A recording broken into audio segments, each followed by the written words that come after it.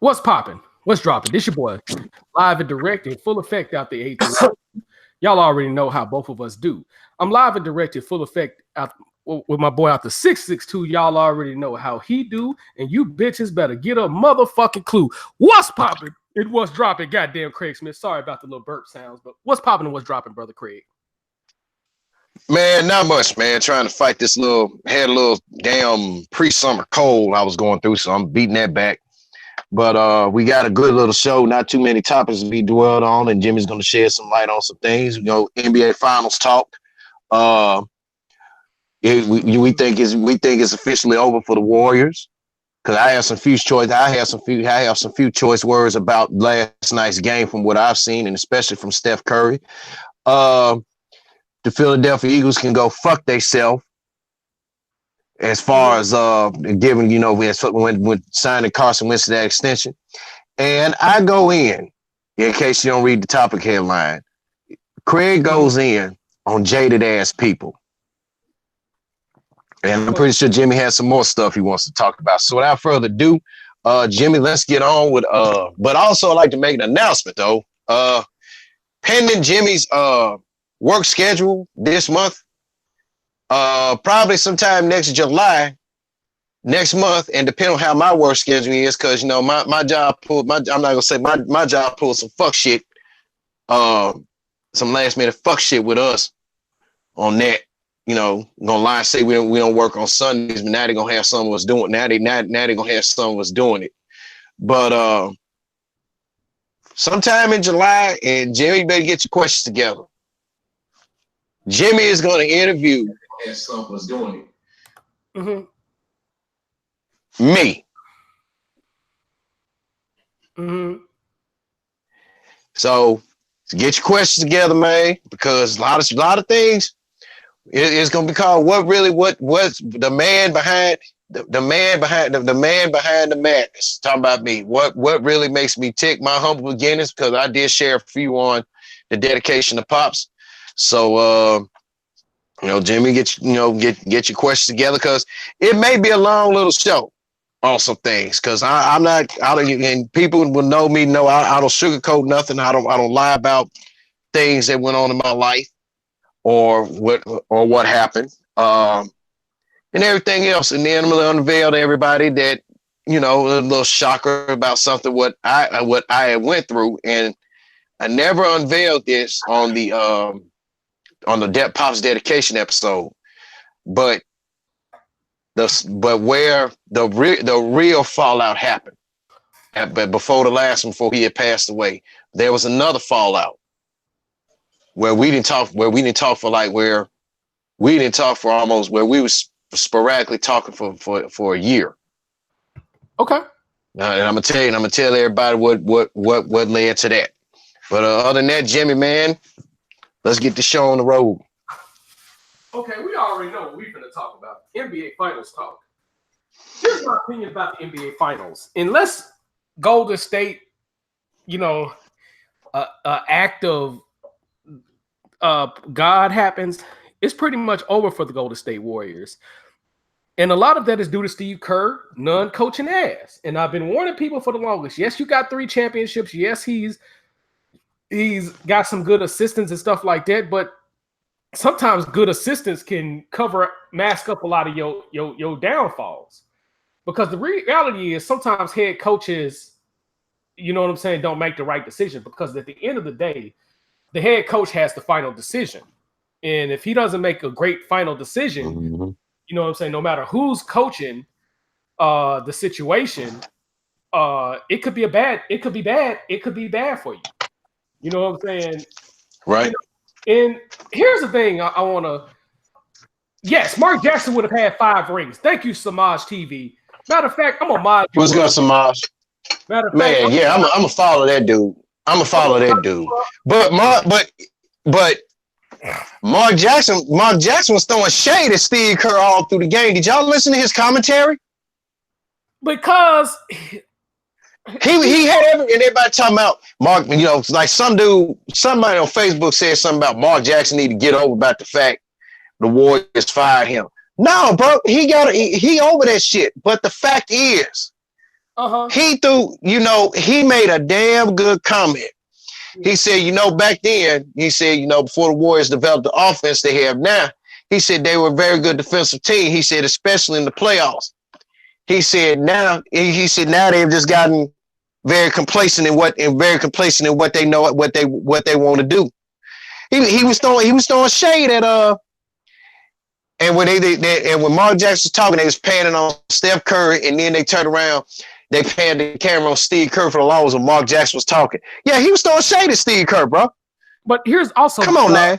Hold on for a second. Samaj TV also asked you what's going down, and he said he should have stole his job after 3 years. Not much, brother.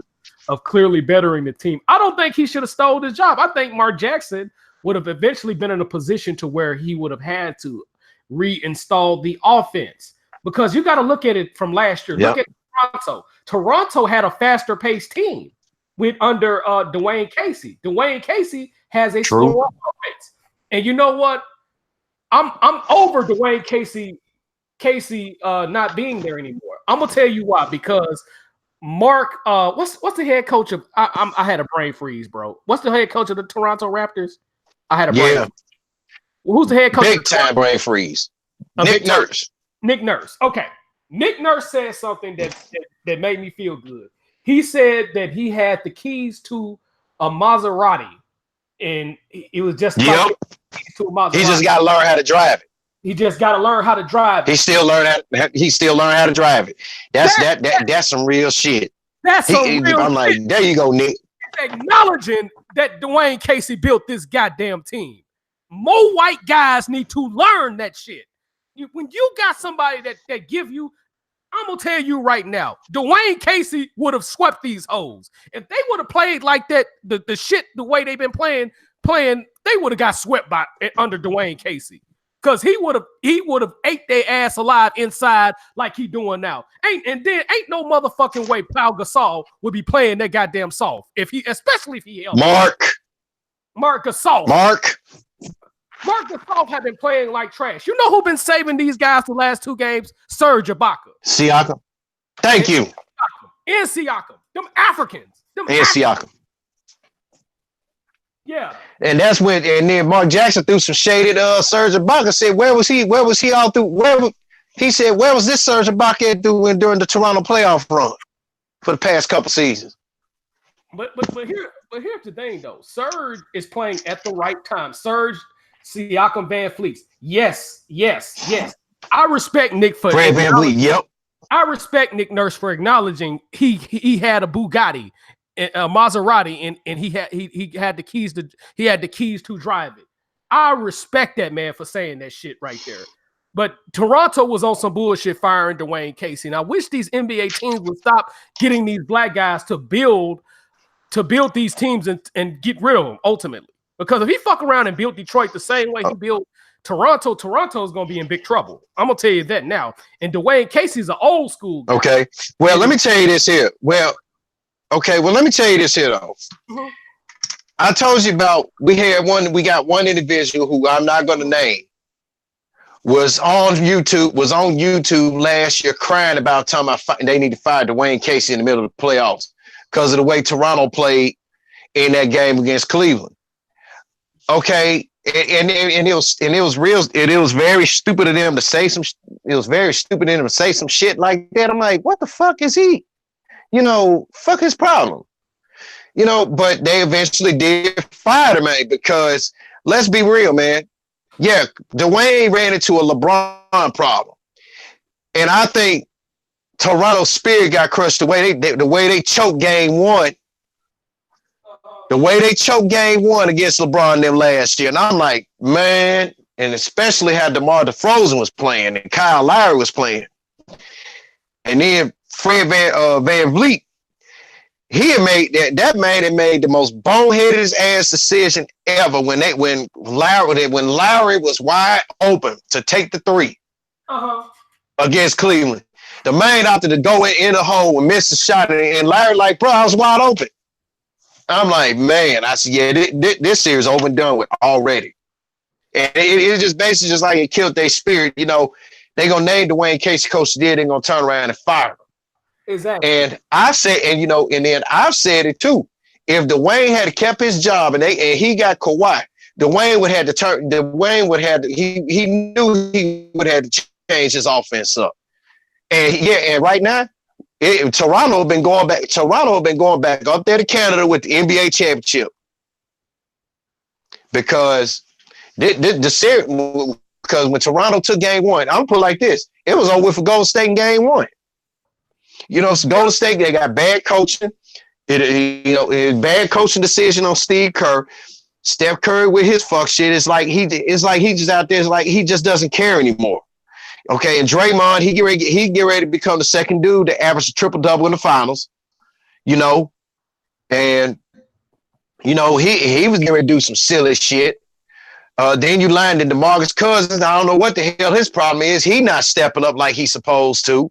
Also, Iguodala, wait a minute now. Iguodala, he doing his thing and all this other stuff. But and your favorite John B. And I'm put it like this: John B. Thompson, the main one bailing their ass out. He can't do it by himself. Steph's just gonna stop being with the fuck shit. Play some damn ball. If you want the championship, play like you want it. Now, and then really, and Jeff Van Gundy said, I hate to say it, they really need KD at this point right now if Golden State wants to have a chance to win this series. But in defense, and Steve Kerr studied lying about this man's injury. Yeah, but in defense of the Cousins, he has not played him that much. Has not played him that much throughout, and they're playing a small ball lineup. And what is happening is the Africans is taking advantage of that small ball lineup. No matter what he needed to do, he should keep Boogie Cousins in, no matter what. I mean, like, look, if you play, you gonna play this whole game because the inside presence is not there. You notice the inside presence is not there at all. So he's gonna have to play. He's gonna have to play Boogie Cousins. What you got him for if you're not gonna play him? Yes, Boogie Cousins have not played his best, but if you only playing this dude, what's the minutes on Boogie? He only played 15 minutes through the course of the entire game. Okay, that's not gonna get it done. Yes, he was 3 of 6, but still, you gotta win. You gotta win and lose with that. You got to win and lose by playing Boogie Cousins. He has not played him. He did not play him that entire fourth quarter, from what I understand. So he's making bad coaching decisions. Because if Boogie Cousins could average the point per game average that he averaged throughout the regular season, that could make a difference in the entire game. Again, Golden State didn't necessarily need Kevin Durant. But if they're not going to play Boogie Cousins, yes, they're going to need Kevin Durant. But they didn't necessarily need Kevin Durant. They needed an inside presence. Steve Kerr need to get on Boogie Cousins' ass and be like, hey, get off the perimeter and work out on inside. I don't give a fucking Serge Ibaka block your shit 1,000 times. You finna make that motherfucker work. You finna get that hoe in foul trouble. With KD out, Sean, Iggy, and I can't understand the guy. They shouldn't be on the floor at the same time. I agree. Totally agree, man. I agree. Because Sean Livingston don't have no 3-point shot, bro. He'll be wide open for a 3, then that man move up, hit the 2-pointer. Yeah, and with that being said, though, man, Steve Kerr is making bad coaching decisions. He's getting exposed as a head coach. This is what happened. Looney's making bad decisions, and he is producing, but he's in the plus minus is the shit. Okay, cool. But yeah, man, Kerr is not making good coaching decisions. They're losing because of bad coaching moves. You know what I'm saying? But like I say, Kerr got exposed 3 years ago in the finals. Exactly. He got exposed 3 years ago as a finals. He just got talent. That's the thing that he got. If you got a good general manager and have a good enough head coach to get you by, you can win championships with just a good enough head coach, because if you got talent on the floor, you only have to make small adjustments to make them good. You don't have to make major adjustments like Greg Popovich did throughout his entire playoff run. He built San Antonio from the ground up. He had to make major adjustments against Detroit. He had to make major adjustments against LeBron James. He had to make major adjustments in the New Jersey series when Kenyon Martin and Jason Kidd was beasting on them boys, man. Those were major adjustments he had to make. Mm-hmm. Otherwise, they would have lost the NBA Finals against those guys. So the thing is, Steve Kerr, in those 3 championships, he hasn't had to make a lot of adjustments because those guys were playing on all cylinders. And here's the thing, Stephen Curry. You don't have to always take 1,000 3-pointers at this point. Jacking up threes and shit. Because sometimes that works and sometimes that don't. But if you see them guys double teaming you, pass the ball out, or if you get, just use your pull-up J like you've been doing in the other series. Because when his 3-point shot hasn't fell in, he goes to the hole, or he has a pull-up J. Do more than just jack up those threes. You know what I'm saying? I understand that you're used to making those holes. I get that. You've made them in the past. But at this point, when your jumper is not falling, have that pull-up J, just like John B. Thompson, goddammit. John B., you know what I'm saying? He started the game off with a pull-up J. And then he started jacking them holes up. And let me tell y'all bench something for the Golden State Warriors. Y'all bitches gonna have to do something on the bench. When y'all come off that bench, y'all need to be, all you hoes that coming off the bench need to give them get in double figures. All you hoes. And I'm calling you hoes for a reason. Get in some double figures, goddammit. Goddamn Iggy Pop, get in some double figures, goddammit. Draymond, Gaymond Green. I got 1,000 technical fouls, Draymond Green. You need to get in the game too, man. Stop arguing with the referees and play motherfucking ball, nigga. You know what I'm saying? Hell yeah, that's why I said. But he been playing his butt off though, man. He about to, like I said, he getting ready to become the second dude to average a triple double in the finals, and we know what's his face was the first. Whoopee. But yeah, Draymond gonna have to shut that shit up, because I think Steve Kerr told him, man, look, somebody on Gold State told him, man, hey, shut up and play the game, dude. Come on. Yeah, and Draymond need to grow up, man. He need to be a smarter player, man. I understand that you could argue that was a charge, because if you look at the replay, it looked like dude nudged him with the shoulder and drew it and had a charge. So that play was a 50-50 play. You could argue that play either way. You know what I'm saying? And then I got a bone to pick with Toronto. And this is some stupid ass shit they did. What Kyle Lowry did, okay? Yeah. All right. Ball is wide open. Now, Siakam did it first. Right. Okay.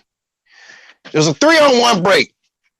And instead of Siakam taking it to the hoop or passing it, okay, well, he took it to the hoop. He missed the shot.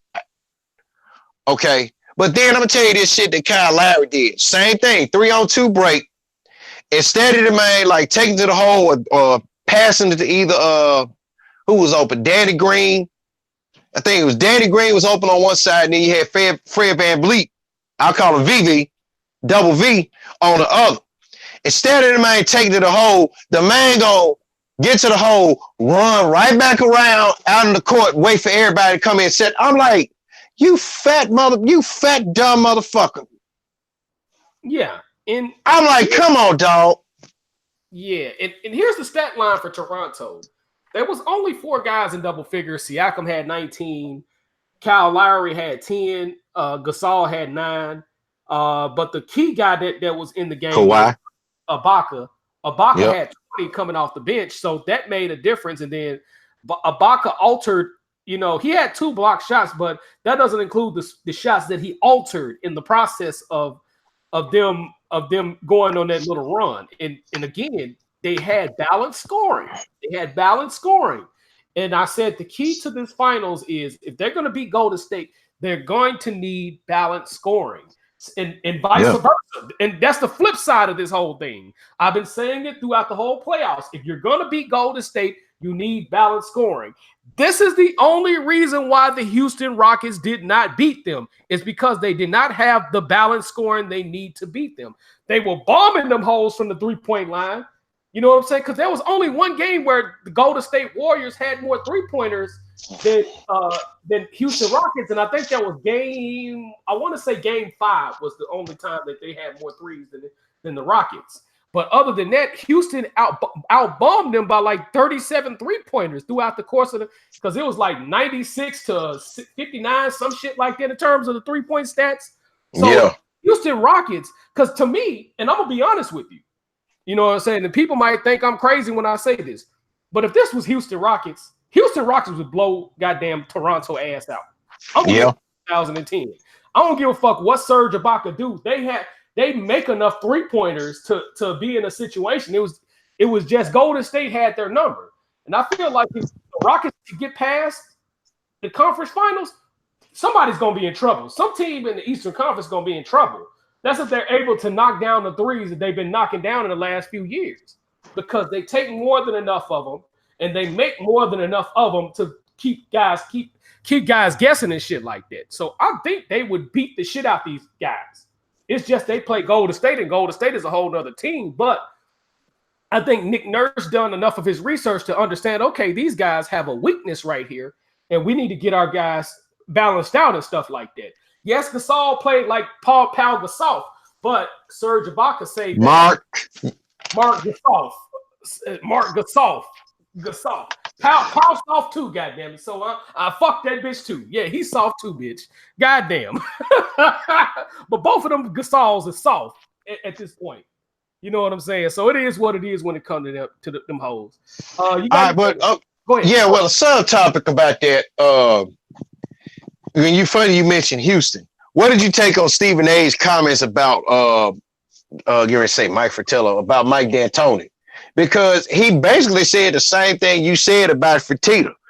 He said he didn't want to. He said D'Antoni came in thinking that he can challenge that smoke, but end up getting his ass caught on getting his ass being burnt.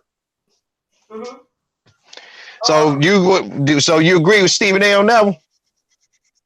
I don't pay attention to Stephen A, but if he said that, I agree with him in that perspective. Because he ain't saying nothing that I don't already know, because I've studied basketball. I've played basketball. I've never played in high school, but I played organized basketball, church league basketball. So I know something about the game because I played it from a technical standpoint, and I've studied it. So, you know, at that point, you know, he's not saying anything that I haven't already been saying. So, but I'm glad he's confirming what I've already said. That, you know, that's good. You're paying attention to him in that perspective as well. So it is when it comes to the NBA Finals. You got anything else you want to say about the NBA Finals before I go to the next topic? It's OV. Okay. All right. We'll see. And if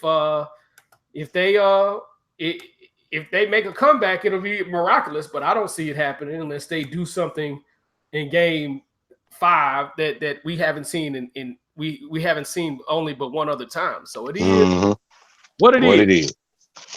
Okay. The NCAA is officially moving back the 3-point line to the international thing. Let me go to the topic on ESPN.com.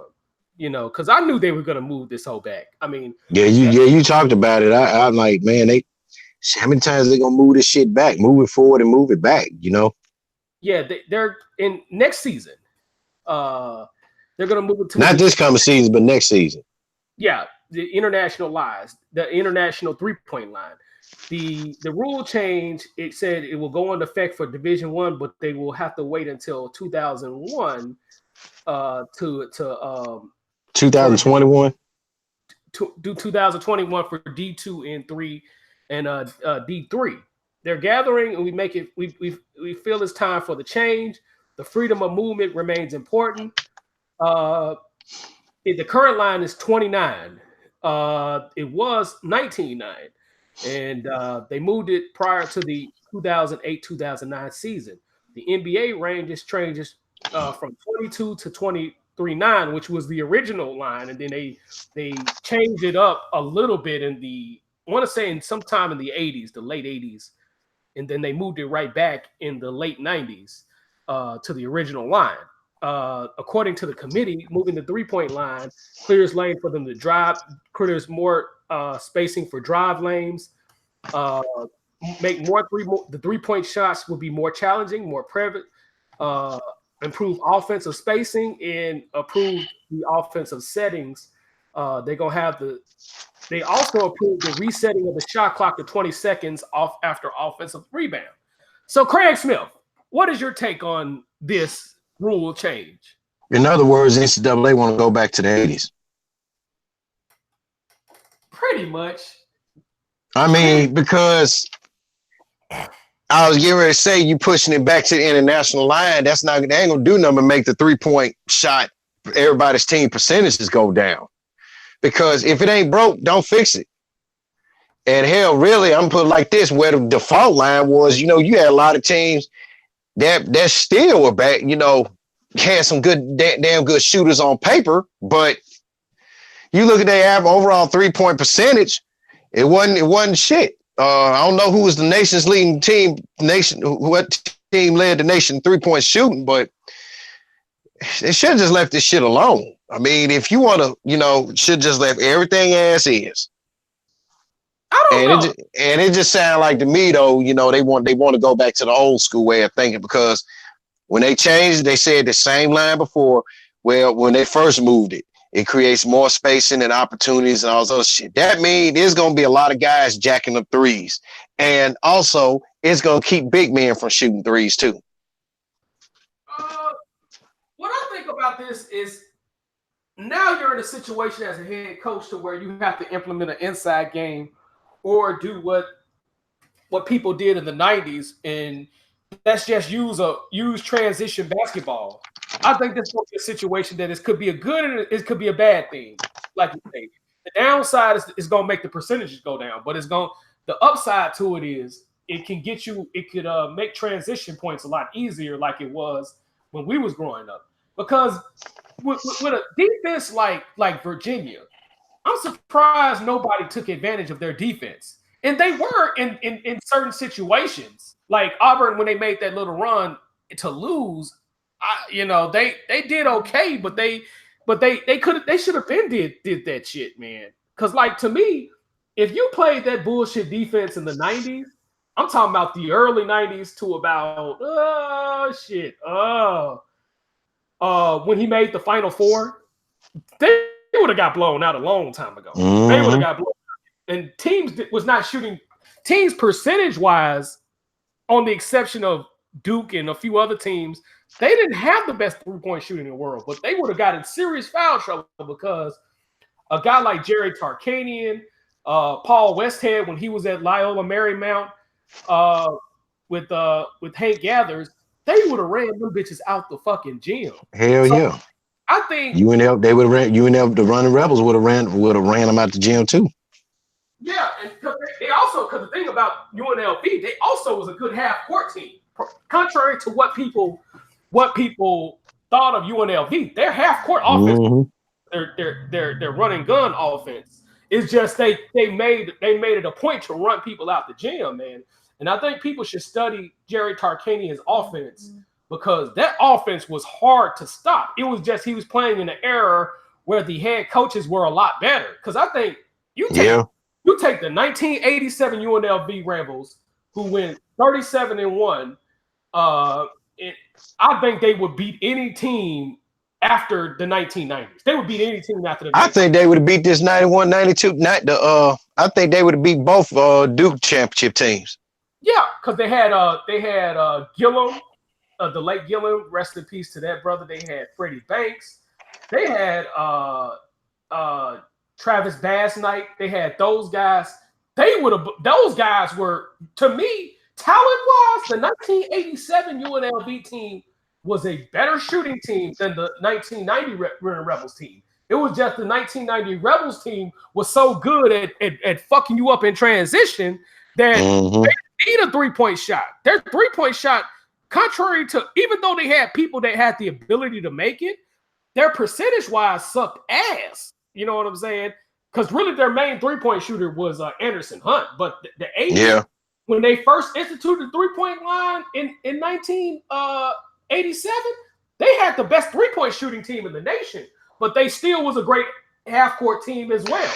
So that was the crazy thing about that 1987 UNLV team. They just ran into Indiana, who was a better team. And they just ran into a better Indiana team because at the time when they played Indiana, Freddie Banks set the Final Four record for 3-pointers.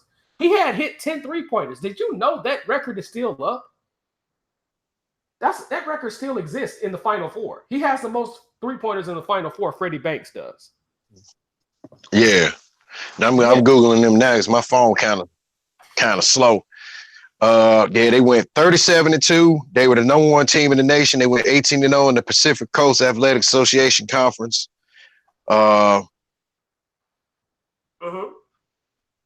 Let's see. Looking at all the looking at the schedule and shit here. And they beat everyone in the regular season. Even though they lost to Oklahoma, they played Oklahoma twice. They played them in I think it was the NIT tournament, and then I think it was because they beat Arizona. They beat Oklahoma in the preceding NIT when Oklahoma basketball was good back then. They whipped the shit out of Temple. With Harvey Grant and what's that dude named? Stacey King. Yeah. Mookie Blaylock and those guys. And they whooped up on number 12 Navy, who had the Admiral. Yep. Yes, sir. David Robinson. Then they turned around and they lost at Oklahoma by 1. By 1. And we talking about when Oklahoma went up by 15 in that game. And they lost to Indiana by 4 points. By 4. And then they said really the little toughest and they Final Four run. They blew out Idaho State. They blew out Kansas State. Blew out Wyoming. Iowa gave them hell. Yep. And then Indiana beat them. And we're talking. And when you talk about that Arizona team that they lost to, we're talking about the Arizona team with Steve Kerr and Sean Elliott. We're talking about a real good Arizona team that was giving people hell. Now I'm gonna tell you. Now I'm gonna be honest with you. Some of them other teams after them, with the exception of the 93-94 team, was they was some garbage. When they had like the Chris Mills and Bison Dele and all them other dudes and Khalid Reed, and them Arizona teams some garbage. They would be high seed every year and play like garbage. Because I remember the 92 NCAA tournament, Chris Mills talked all that shit talking about that they was East Tennessee ain't played nobody like us. Man, East Tennessee State whooped the shit out them boys. With Mr. Jennings and Pelfrey. Mm-hmm. Yep. When they played the fan, and then when they went up against Michigan, they almost put Michigan out. Mm-hmm. Yep.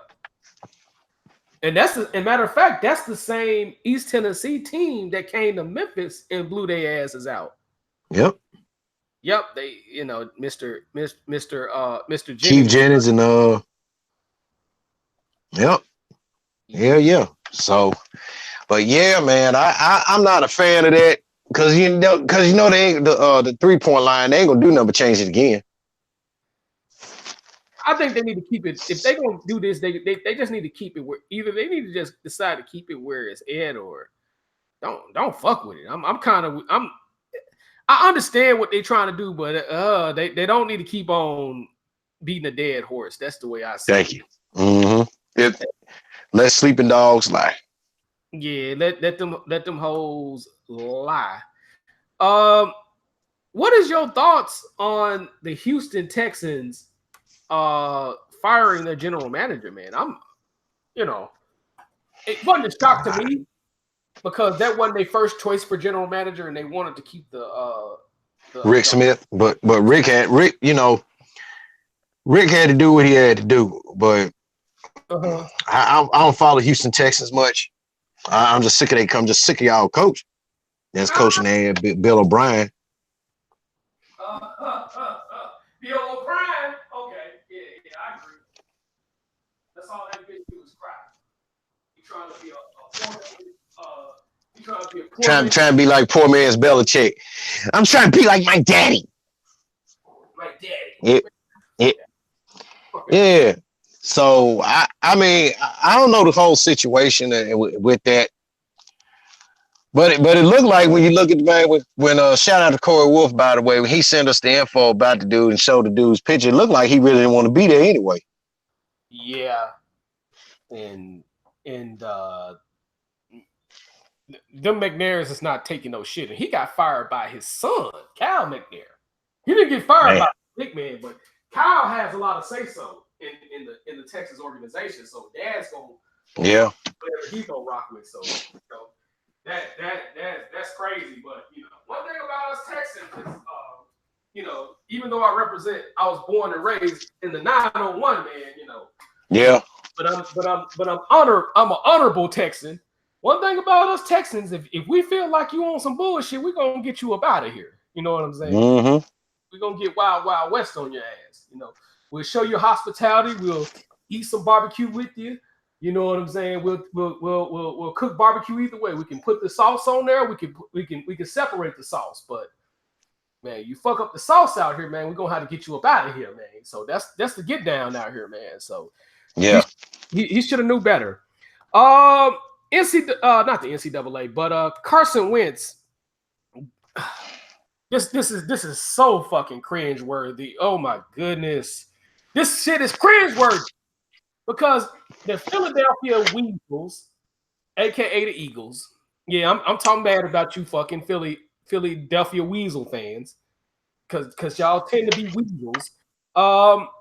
Carson Wentz got a $128 million contract for 4 years. For 4 years, and the son of a bitch haven't been healthy. And I feel, and Donovan McNabb, let me holler at Donovan McNabb. Let me holler at him because I gotta holler at him. Bitch, stop backtracking. That's all you've been doing with your fucking career is backtracking. Stop that bullshit. You said what you said was 1,000% real. And as a matter now, I didn't know this. He backpedaled on his comments about Carson Wentz. I just did my research. I double checked it, and yes, he did backtrack on the nigga. Stop being so fucking soft. That's the reason why people don't respect you. That's the reason why T.O. didn't respect you. That's the reason why your fucking teammates didn't respect you. And we talking about a guy who should have been in the first ballot Hall of Famer because he had one of the best interception percentage. Contrary to the playoffs, he had one of the best interception percentages out there because he didn't throw very many interceptions. If you take away his NFC Championship games where he threw key picks, like a man Tony Ono, like he threw picks in the Super Bowl, he had a relatively low interception percentage, especially during his era. And I think he should be in the Hall of Fame because he built the foundation for Michael Vick to come. And Michael Vick wouldn't have got a second chance without Donovan McNabb. I'll say that right now. I have to give him his credit. He's a good dude. You know what I'm saying? A lot of people from Chicago feels like he's a good dude. Even though you got some people that are kind of like, oh, he talked too proper and shit like that. You got some people, it's a mix. You got some people that respect him and you got some that don't. But dude, stop fucking backtracking, dude. This hoe, I'm saying hoe loosely. This hoe does not deserve a $128 million contract, and he hasn't been healthy. Hell no. Hell no.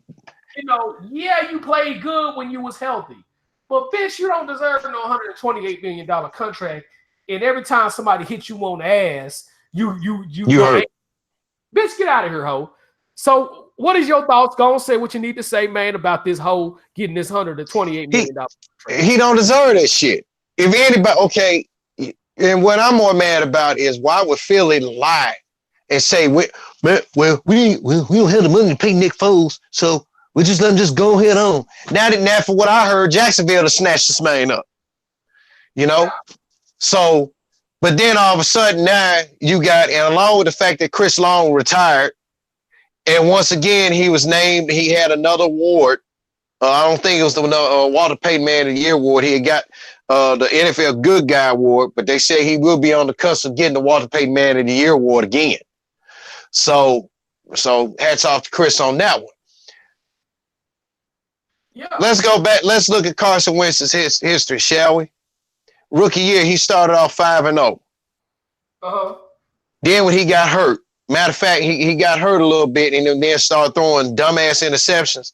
Eagles went from 5-0, first place in the division, to 7-9 and not making the playoffs because of Carson Wentz's inconsistent play.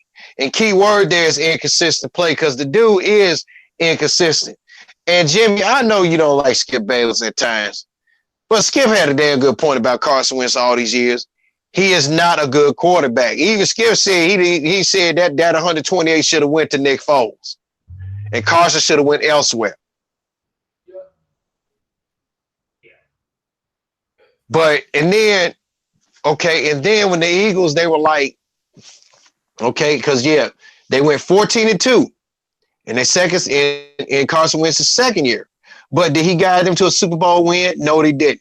Nick Foles is the one that led them to the win against the Chargers, against the Patriots. Exactly. Okay. When they started off, that because that first loss they had, Wentz played like shit. Okay. And then through some key games, I know when they played against the Rams, he started showing the old Carson Wentz from the last season, playing inconsistent. Then he fucked around, he got hurt, messed his knee up. Now you went in this season, they were trying to rush Carson Wentz back because Nick Foles fucked around and messed around. He got hurt off of something stupid. And then Wentz wasn't, like I said, Carson Wentz's play will make you, like what his last name, will make you just wince, dog. He don't deserve that, man. If you're going to give him $128 million, you should have went here and paid Nick Foles that shit. I agree. And they should have, they should have gotten old boy back, man. Let's just keep this 1,010. They should have gotten Nick Foles back. So it is what it is when it comes to Nick Foles or Nick. It is what it comes to Carson Wentz, man.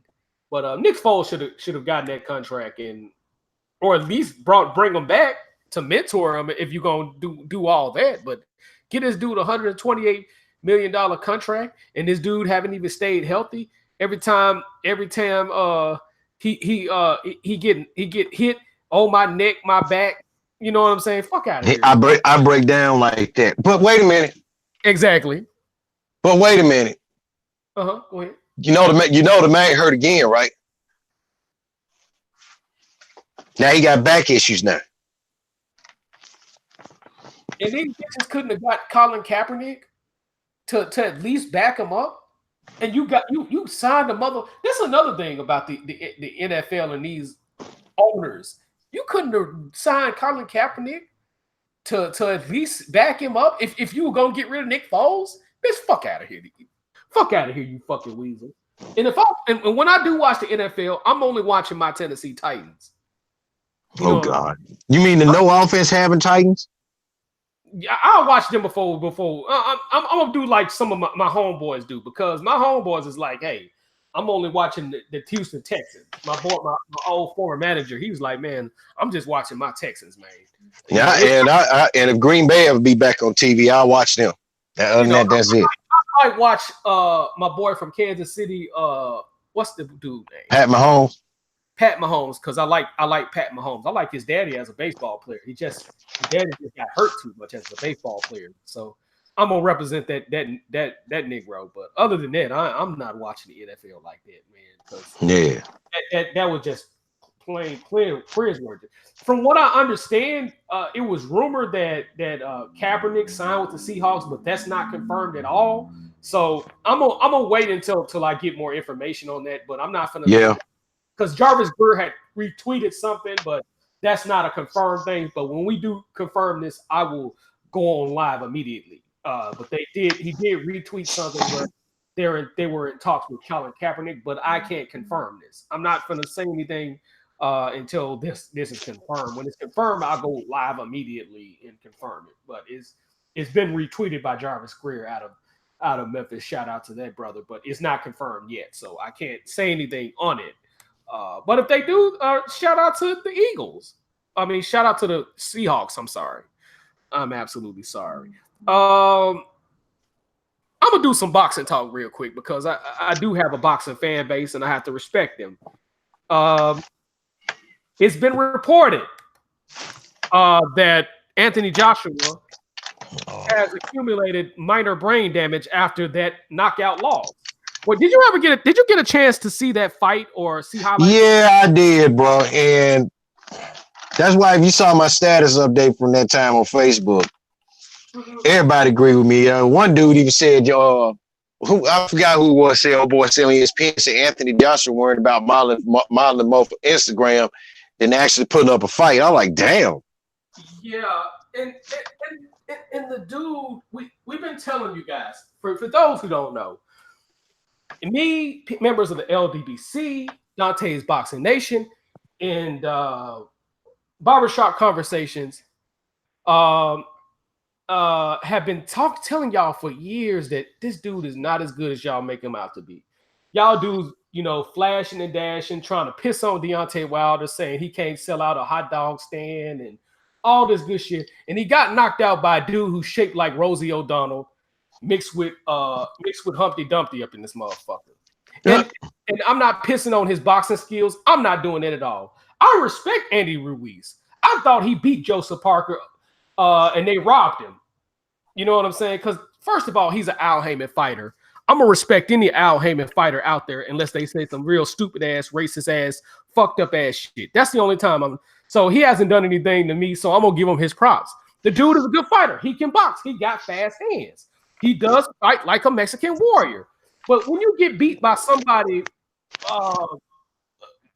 who's shaped like baby Yokozuna up in this motherfucker, you gotta get this work. You know what I'm saying? Yep. And one thing he did say, he said, if they gonna fight me, and if they gonna make me come to England, they're gonna have to drop off $50 million. And I don't blame the brother. If you're the champion, you make the deal. So I think they should fight in Mexico, which I don't think that's gonna happen. I do think fight somewhere in the United States, like Madison Square Garden, or fight in Los Angeles, or hey, bring that shit down to Texas, because it's a lot of Mexican boxing fans out here in Texas. So, either way, I don't think they should be rushing Anthony Joshua to fight this dude again. This dude is better than what people realize. Yes, this dude eat sneakers and stuff like that. And like 78 Sports said, he's like, shit. You know what I'm saying? Don't stop eating your sneakers. Eat the king size. Eat 3 of them motherfuckers, man. Mm-hmm. You know what I'm saying? Stay fat. If that works for you, you know what I'm saying? Do that. But I'm saying, if I'm Andy Ruiz, I would give him an ultimatum. Either you fight me where you lost, fight me in California, particularly Los Angeles. I wish the stadium was up, because that would be a big fight for the stadium, because I'm pretty sure where it's located in Inglewood, all the Mexicans would be out, with their damn sombreros and shit. Either fight somewhere in Texas. San Antonio would be good. Dallas would be good. Nigga, shit. Houston would be good, because it's a lot of boxing fans out here. So I'm saying this. Don't budge, Andy Ruiz. Make them hoes drop you off some big boy money, or make them bring their ass back out here and put them in Mexican territory. Put them in that territory where them hoes gonna have to hear the El Mariachi music up in this bitch. Put them, you know what I'm saying? Have your Mexican marching band up in this hole, man. Make them have to play your national anthem and shit like that. You know what I'm saying? So I'm glad that motherfucker lost, because if you stupid enough to turn down $50 million plus a 50-50 split, which would have guaranteed you about damn near $100 million, because your Massa Be Good slave master daddy said so. You deserve to lose. You deserve to lose all of that. Don't come back and say Deontay is not the A side. Deontay Wilder is the clear A side at this point. And if I'm Andy Ruiz, and that Anthony Joshua fight don't happen, I will go after Deontay Wilder and get the bag, because win, lose, or draw.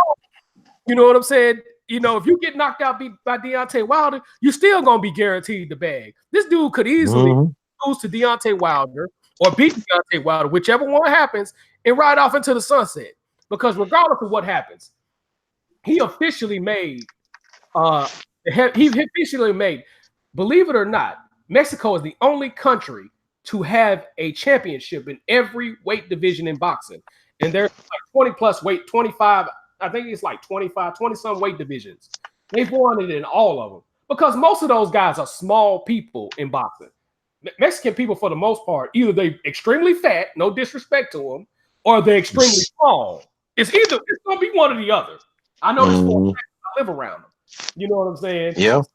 The thing is, they got pride. They either gonna be extremely fat, or extremely small, and most of the time they're the latter. Which in boxing, they small people in boxing. You know, which is why this is so big for them to win the heavyweight division, man. So again, keep eating your snack cakes. Keep eating your sneakers. Eat 3 of them hoes like 78 Sports said, man. And go in there and beat this hoe again, man. I want to whoop that nigga ass, man. Because usually in boxing, I root for my brothers. But when you this dumb, when you this big of a massa be good ass nigga, you deserve to lose, man. And keep on making that money for Al Heyman. Because all Al Heyman go ask for is 10%, man. You know what I'm saying? You keep the rest of that hoe. Because the dude, because not only this dude got his regular purse, this nigga got the gate, he got the hot dog stand, taco truck if it's out there, he getting all that shit. So hey, I broke it down. I broke down how they get paid by the shit. They get paid like the NBA. They get paid, little 10% goes to the agent.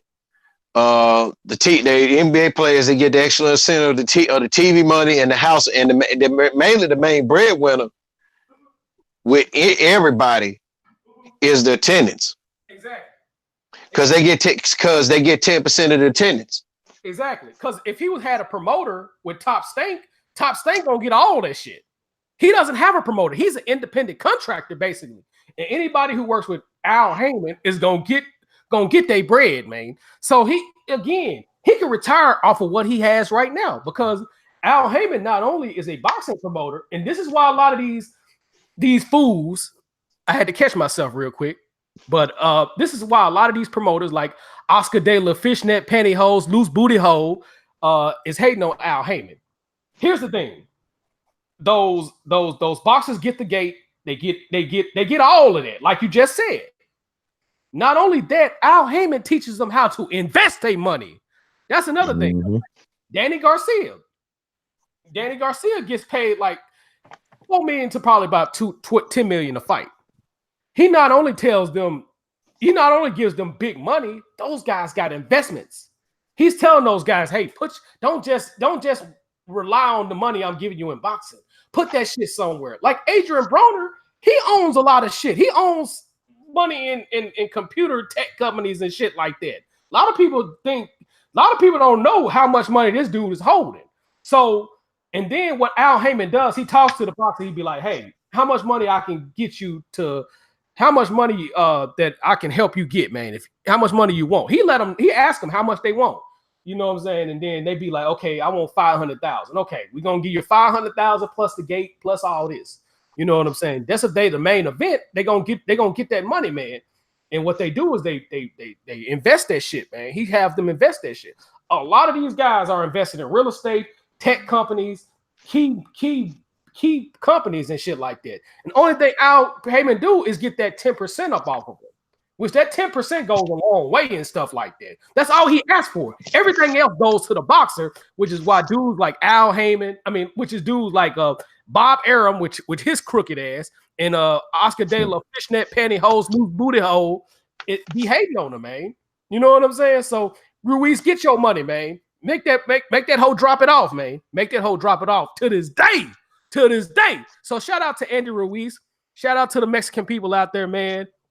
And you know what I'm saying? Get behind that boy. Win, lose, or draw, smoke or no smoke. Get behind that boy. Get behind that boy. And Anthony Joshua, you're an embarrassment to black people. To lose to a guy with this type of body, man, who's shaped like Rosie O'Donnell, who's shaped like a wrestler with no workout plan, man. You're an embarrassment to black people. You're an embarrassment, dog. What you need to do is you need to get rid of all those goddamn trainers. You need to get rid of Eddie Hearn. What you need to do is you need to call Al Heyman and you need to get on that phone like, hey, how can I get out this contract? Because the thing is, all contracts can be bought out. Because the thing is, they can't your payout, your contract buyout from a promoter can't be, I think the percentage is like, can't be 40% of what you've already made from boxing contracts. So there's a buyout for every contract. Why you think a lot of Bob Arum fighters go to Al Heyman and they making more than what they've already seen? Dude, you got motherfuckers like Leo Santa Cruz, even though you know how I feel about that hoe. He named his son after fucking Al Heyman. And he wasn't making any of that with Golden Boy Promotions. So what Anthony Joshua need to do, he need to come back home, first of all, call Al Heyman, get on the phone with Al Heyman and talk to that man. Hey, I want you to file my contract. Al Heyman will find a way to buy that hoe out. You know what I mean? The dude who's in the driver's seat right now is Andy Ruiz. Get him to buy out your contract. Second, go to one of these gyms like the Crunk Gym, come down to Texas, holler at what's that nigga name? Holler at Errol Spence trainer, man, and get in that gym. Get you a hungry trainer. Get you one of those trainers that ain't finna just be about they 10% or 15, 20% cut. Get you one of those trainers that's gonna keep it 1,010 with you. Like, dude, you suck. Lennox Lewis said it best.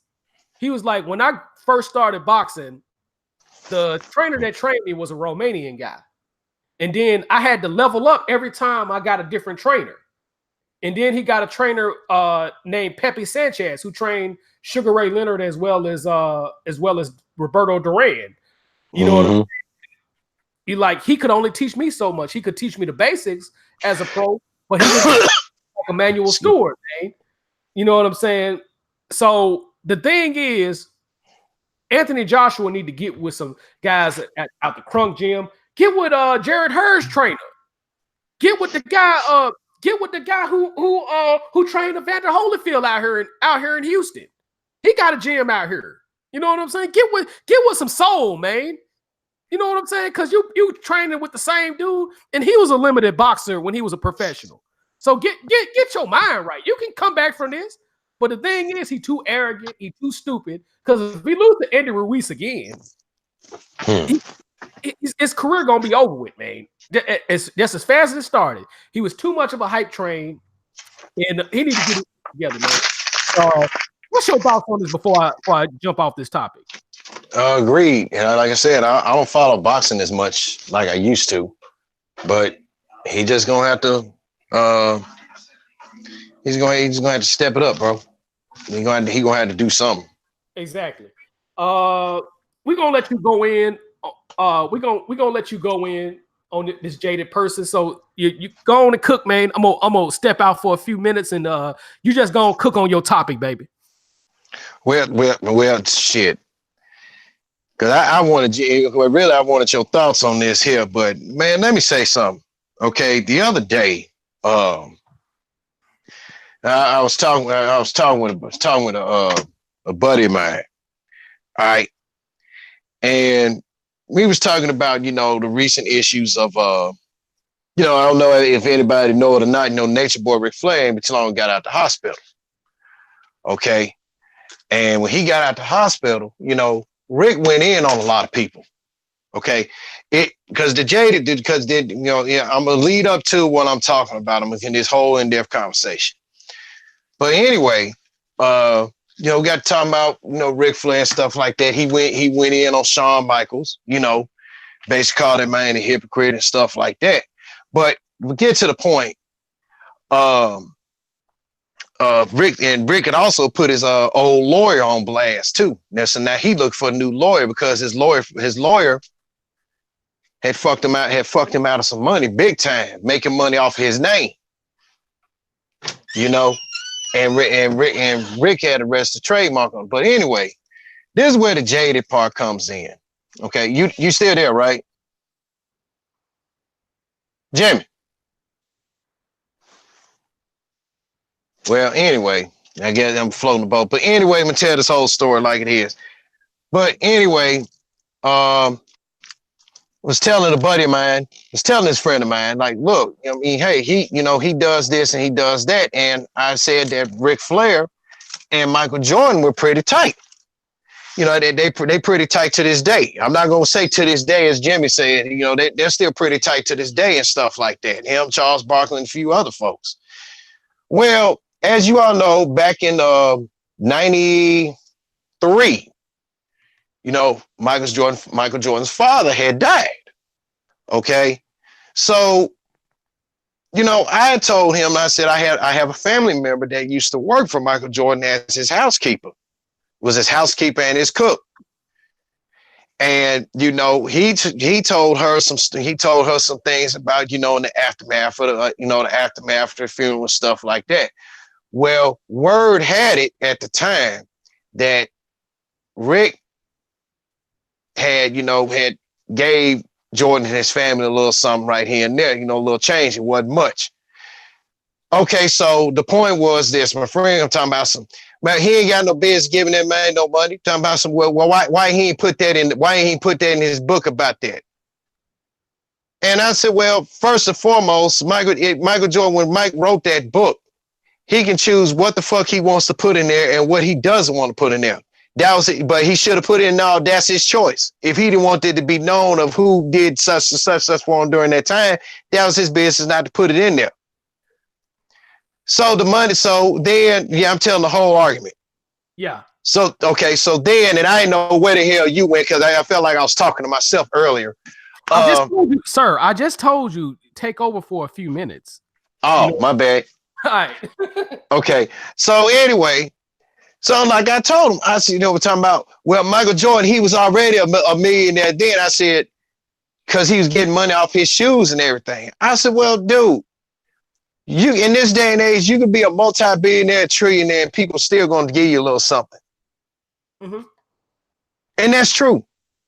That's fucking true. That holds true to this day. Yeah. Number 45, he's a quote unquote billionaire, but you still got millionaire. You still have millionaires shelling out to his campaign. Mm-hmm. Yep. No matter what, no matter like Jimmy, you could be a multi-millionaire. God forbid if something happened to one of your family members and I'm a millionaire or billionaire. And if I give you a little something, that's our business. Yes, sir. Okay. So, basically what I said, what I told him, I said, if Mike didn't want that to be known in his book, that's his fucking business. If he didn't want it to be known in his book, I said at the time when the book came out after my cousin started working for him. Yeah, exactly. Matter of fact, before my cousin started working for him. Yeah. I don't know how many years she worked with the man, but she worked with him. I said, so you can't say, I said, so whatever the fuck he want to put in his book, that's what he want to do. Exactly. You can't say, and I said, and then it's fine. And then in so many words, so many ways, he was trying to call my cousin a liar. And I was trying to think about it, I'm like, I know it is. I said, nah, I hope this man wasn't trying to call my cousin a liar because she's far from that. Yeah. She cooked for the man. She told the man, Mike, she said Mike told that man a lot of things. I'm not going to get into detail about it. Now, this is where the jaded part comes in. Mm-hmm. Okay. Yeah. Let me see if we got any wrestling fans in the chat room, if anybody listening to this. We got some TV in the house. We got a few people listening. So, just okay. Click on your topic, baby. Okay. Do any of y'all remember the skit on Monday Night Raw when DX had impersonated the Nation of Domination? Yeah. Okay. Bam, you remember it. Okay. It was funny. Right. Even members of the nation thought it was funny. Right. Okay. Plot point right there. Remind me to get back on that. I mean to throw y'all off. I just put that on out there as a plot point because this leads to why I say my friend he's a little jaded on some things. And also there's some people out there, y'all need to stop being jaded too. There was an old shoot interview of the old wrestler named Ahmed Johnson. Okay, because Ahmed Johnson was hot back in '96, man. The man was like the Intercontinental Champion and shit like that. And he said that Shawn Michaels kind of killed his push because he felt that Ahmed didn't deserve to be they weren't ready for a world heavyweight champion yet. Right. And I asked him, I'm talking about, well, to me, and my friend said, well, to me, that sounded racist. I'm like, did he say it in the interview? He said, yeah. I said, wait a minute. Which recent interview you talking about he did? The one he did last year? He said, yeah. I said, I listened to that interview. If anybody he said was racist, And I'm not gonna say who that is either. I'll just say glass break. Okay. He said that Ahmed said that when he won the Intercontinental title, he said somebody spray painted on there, "Congratulations, nigger." And a lot of people pointed the finger at glass break, at glass break guy. Okay. Yeah. All right. So when we was talking about it, because then he said something about talking about then it said like when Ahmed was doing like backflips and moonsaults and shit like that. And then said something about Shawn Michaels say, hey, you might want to slow your roll down a little bit because it makes the smaller guys like me look bad. You know, big men ain't supposed to be doing backflips. I'm like, okay, Big Van Vader was doing that shit along with Bam Bam Bigelow. Mm-hmm. I said they were doing it before they got in the WWF. I said Bam Bam Bigelow was doing it in WWF. Vader was doing all that shit in WCW. He fucking was doing a moonsault, leapfrogs, backflips, every fucking thing. I said, hell, Goldberg did that shit. Goldberg did a standing backflip with no problem. So he was talking about, well, I don't care nothing about that, but the point is, yeah, he said that the thing, he talking about, well, I don't care nothing about that. He said the point is the thing is racist. And then, let me insert this plot point in on this shit. Then he gonna say about the DX impersonation from 21 years ago was a racist promo. I'm like, how is that? I said, wait a minute. What year is this? 2019. I said, okay, that happened 21 years ago. If then none of the members of the nation, which was The Rock, God rest his soul, Owen Hart, D'Lo Brown, and Mark Henry, if them four didn't have no fucking problem with it, why all of a sudden it's a problem now? How is that racist? I said, not everything can be racist, dude. Let me stop you right there. It probably was racist because WWE, they've had some accusations of some type of racism. And yeah, but this was 21 years ago. It was comedic satire. It don't matter. A lot of times in those boardrooms, I'm not accusing him of anything, but I'm saying there's a strong possibility. You don't know what's going on until you right there in the belly of the beast. So he might have a strong argument there. We got to stop. Let me break something down, bro.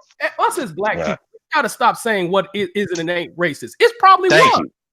you. We got to stop saying what it is and isn't, because it probably was in his name. Because when you're at the belly of the beast, when you're working for other white people, we don't know what went on in that back room. Because his career was very short, just like his NFL career was short. And yes, Ahmed Johnson played for the University of Tennessee, played for the Dallas Cowboys on a short period of time. He got cut right before the Super Bowl runs. So he would have got him a Super Bowl rings. But we don't know that until we're around these white people. We don't know what's racist and what's not. Okay. Now I was saying about what he said about the Ahmed thing was racist. Okay, I can believe that. Mm-hmm. But a parody of the Nation of Domination, mm-hmm. in which all the members of the nation did not have a fucking problem with it, did not see nothing wrong with it. To me, that wasn't racist. It was comedic satire. Think about it. You can fade it out, bro. A lot of people, for the most part, is very ignorant to racism. So I can't say what it is and what it ain't. You know what I'm saying? We should not be critical. If somebody sees something that we don't see, it might have been racism. Let's just keep this 1,010. You shouldn't be ridiculing this guy because he calling out something that could be a fact. We don't know that. He might have heard some shit that Vince McMahon or Shawn Michaels or somebody else said that we didn't hear. And it might have been on some racism shit. You shouldn't be criticizing this dude for that. I'm just saying. You have a right. I'm not criticizing. I ain't criticizing Ahmed. Like I said, again, I said I can believe about what Ahmed.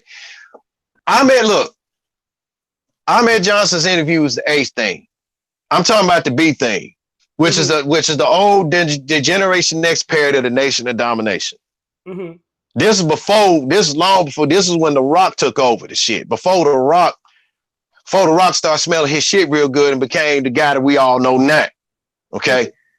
So, I mean, that's entirely different. There's entirely different, two different things. Now, I believe, like I said, I can believe what you said about that part, but, mm-hmm. you know, my thing is, if it wasn't, why would you bring it? Why, my thing was, what pissed me off was, why would he want to bring up something like that now?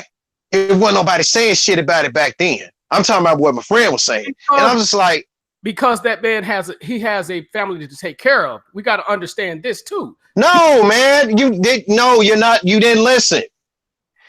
My friend was saying that parody that DX cut 21 years ago was racist. Oh, okay. It might have been. That's the thing. It might have been. But that's why. And when I asked him that, I said, dude, that was 21 years ago. I said, don't you think somebody could have said something about that 21 years ago, not later?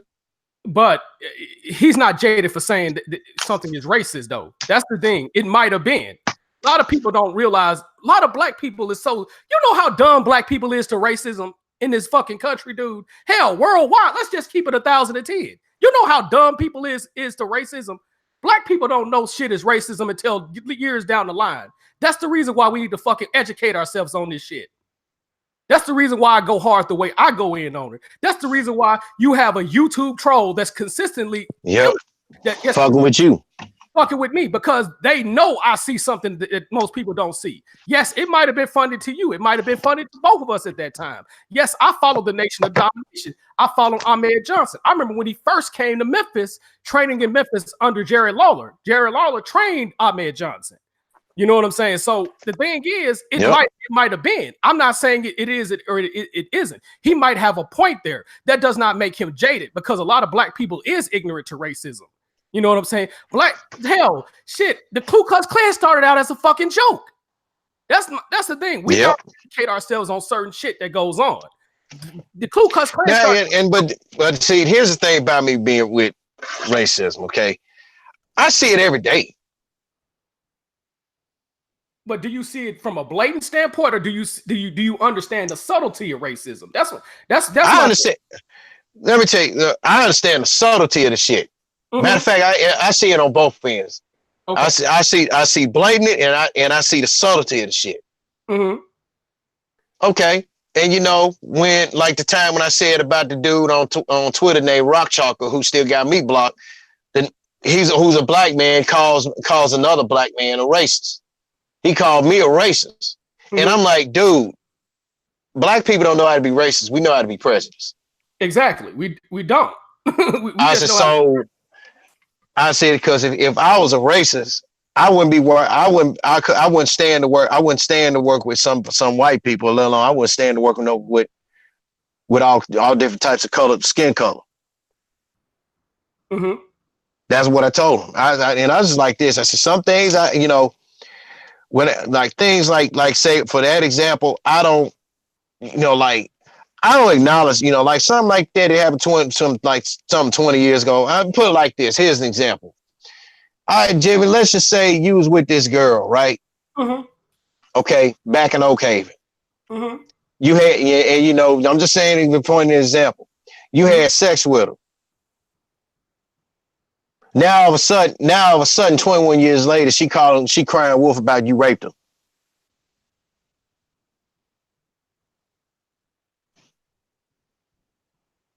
You get my point. You get my drift, right? I get your drift on that, and a lot But so my thing is, why cry wolf on something that happened 21 years ago on a television show? Because it could happen again, and he might have a point. It could happen again. Again, black people is stupid to fucking racism. I'm gonna put it out there like that. Black people in general is stupid to racism. Now let me keep in mind, people, if y'all listen to this, Jimmy's not calling me stupid. I'm not calling. He's saying black, but he's saying black people as a whole are stupid to racism. Why you think police officers could go out there and whoop on kids' ass and don't do a motherfucking thing about that shit? You ain't got on black police officers whooping up on folks, man. And that's the thing here too. Why you think white people out here, white supremacists in particular, not all white people is bad, but let's just keep it 1,010. Why you think white supremacists can come out here and pull a gun on a black person and nothing gets done? The police don't do anything about it because we're dumb to this thing called racism. It's a ism.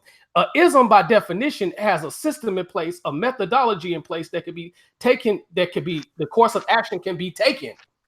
Black people in general is ignorant to racism. So if he's from 20 years down the line, the race thing, the rape situation is a little different right there, because there are some women that get scared of dudes. You know, even though it's situations where women just be straight up lying, I get that. And it's in the situations where women are telling the truth, I get that as well. But he might have seen something from an educational standpoint, from a methodological standpoint, to where he saw something. Oh yeah, that shit is fucked up. He is trying to mock black people. I'm not saying it is or it isn't, but again, the WWE has people. It's been a history of people accusing them of that shit. I'm not saying or it isn't. You know what I'm saying? But I guess the point is he's trying to educate people on what's going on and what's not going on. Hell, it's racist shit from the NBA. In the NBA, you got some owners who is racist, just like this motherfucker who pushed "Don't Trust Kyle Lowry" up in this motherfucker. Now I'm gonna be honest with you. I will criticize and I will you know what I'm saying, stump on Kyle Lowry when he playing like shit, just like he played shit the other night. The only reason why they won was Serge Ibaka. But one thing I'm not gonna tolerate is another white man coming in there and pushing the dude. And that's why I said what I said. Kyle Lowry should have punched that dude. So he should have punched that dude. Yeah, the NBA would have probably suspended him, but guess what? You're setting the tone for that. It goes all the way back to the Utah Jazz situation. Yep. He to reprimand those people. The NBA should have made that motherfucker sell his shares of that team right then and there. He can because he's gonna get his money back. You know what I'm saying? We don't need you a part of it. We don't need you a part of the NBA. You know what I'm saying? So he's not jaded. I'm not gonna say this guy's jaded. He might see something that you don't see. You know what I'm saying? Yes, we're gonna cry wolf something that happened. We cry, man, white people cry wolf about the fucking Holocaust. But guess what? There was a Holocaust in Africa that people didn't know about, that people dismiss.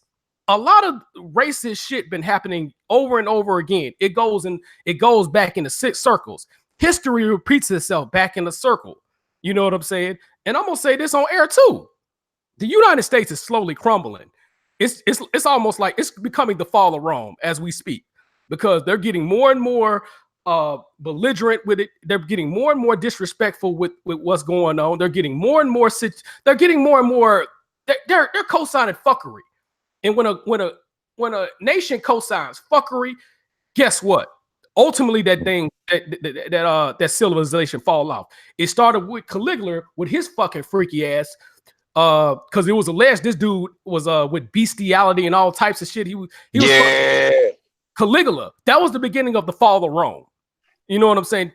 The United States is co-signing this LGBT agenda. Yeah, I'm gonna say what the fuck I'm about these hoes. I don't give a fuck how y'all feel. You know what I'm saying? Because you motherfuckers is pushing this shit, so we can't have kids no more. You know what I'm saying? Me, if I don't want to have a kid, goddamn it, I'm gonna choose not to have a kid. If I don't want a tranny fanny, I'm gonna choose not to fuck a tranny fanny, because that's my fucking decision not to do that. You're not gonna force me to be gay because you want me to be gay. You're not gonna push that agenda on me. That's a form of rape, goddamn it. You're not gonna push no agenda on me because you want the agenda to fit your narrative. No, motherfucker. I'm gonna do what the fuck Jimmy McWright gonna want to do. I love women. And if you have a problem with me loving women, take your ass over to Montrose Boulevard in Westheimer and sell your booty hole. Sell your bussy. Everybody said bussy. I don't gotta have a problem with a gay person, but nigga, stay over there. I don't want to be around you. Yeah, and that's the same thing that I said, and that's the same thing I said. I mean, what a gay person does, that's their prerogative. Long as you stay away the fuck from me from that shit, or try to turn me on this shit. Hell no, man. You better take your ass on. Bye. I don't play that shit. Okay, go ahead. Yeah. But I was just saying, just kind of like he was jaded, because several conversations I have with him, it sounded like he be angry and shit all the time. And I was like, dude, why the fuck would you be so fucking angry about a lot of things? I said, you want me to tell you something about me? I'm angry as hell too. I said, but I don't show it in my conversations, dog. I said, just kind of like you know, the way that you be talking and shit, you know, and it's not, you know, anytime it's just like the way he talks, like when you mad at the world, like something got fucked over, something. I mean, dog. I mean, like he told me, Craig, you ain't got. I said, yeah, I do have a reason to be angry. I said, but I don't broadcast this shit all through my conversations or whatever. I'm angry about a lot of things, and I'm gonna say it here. I'm angry. I'm still angry at the fact that I seriously want to hurt that little bitch ass boy in Huntsville for disrespecting my mother. That shit still burns inside me. I'm still angry at the fact about how certain things, you know, certain people, and yeah, I'm calling out some members on my mom's side of the family, and some of his little bitch and some of his little flunky fluke ass friends about how I was stepped up to in regards to my pops' funeral and shit like that, and let alone the funeral arrangements and stuff like that. You know, I had a family member who every time had just gotten married themselves. Had the nerve to question my integrity, so to speak. Whoa, wait a minute. You know, you wanna call me from home? And got the nerve to question, you want to call me 8 hours away from where I live at to question my integrity. Let me address somebody in the chat room real fast, because I know who this is. It? I know who it is on the slide, and they being real slick about it, because they thumbing down my video about 12 times. You can thumb down my video 100 times. You can set a record about thumbing down my video. And you said something to the effect, because I know who you are. I'm not going to say your name on here because I've already addressed you. But you said, but your people vote greater than 90% for the people that push that agenda. Well, guess what? You also have it set up. You got to understand the electoral college votes. Let me educate your stupid ass on this shit. The electoral college vote, basically, the president is selected, not elected. It's based off the 3/4 compromise. So you motherfuckers have the game rigged. You made us think that voting was going to change something, but it fucking didn't. The only time voting has some type of effect is on a local level, maybe on a statewide level. I know who the fuck you are. See, dude, I'm going to tell you right now, you can't debate me on any motherfucking thing because I would destroy you. I will destroy you, Rabbi Glickman. I know who the hell you really are, dude. You can dumb down my video 100 times. You giving me views. That's the only thing you doing. You giving me views. You want some up your booty hole, don't it, nigga? You want some up your booty hole, nigga. I know you do. I know you do. I see you in this chat room, ho. You want some up your ass, ho. You want a dick all the way up your ass. You probably putting dick up little baby's ass. That's probably why you. Man, don't say that shit. Damn. He probably putting up some kid's ass. Yeah, I see you in here. I see you can have a thousands account. You can do whatever the fuck you want. You can do whatever the fuck you want, but you ain't finna come in my house and think I'm not finna roast your ass. Yeah, keep thumbing my shit down. All you doing is giving me more views, ho. You giving me more shine, ho. You love me, nigga. I'm your god, nigga. I'm your god. Ever since I embarrassed your ass, I'm your god to this day, nigga. To this day, nigga, you worship me, nigga. You like Chucky up in this. Give me the power, nigga. You ain't got no motherfucking power, nigga. You a straight hoe up in this motherfucker. I don't give a fuck about you thumbs down my video. Keep on giving me some more views, ho. Keep on giving me some views, ho. But continue, please. Yeah, but yeah, like I said, hey, so if anybody has a right to be angry about a lot of shit, it's me. But like right now, when I'm talking to you, I'm having a simple, normal conversation.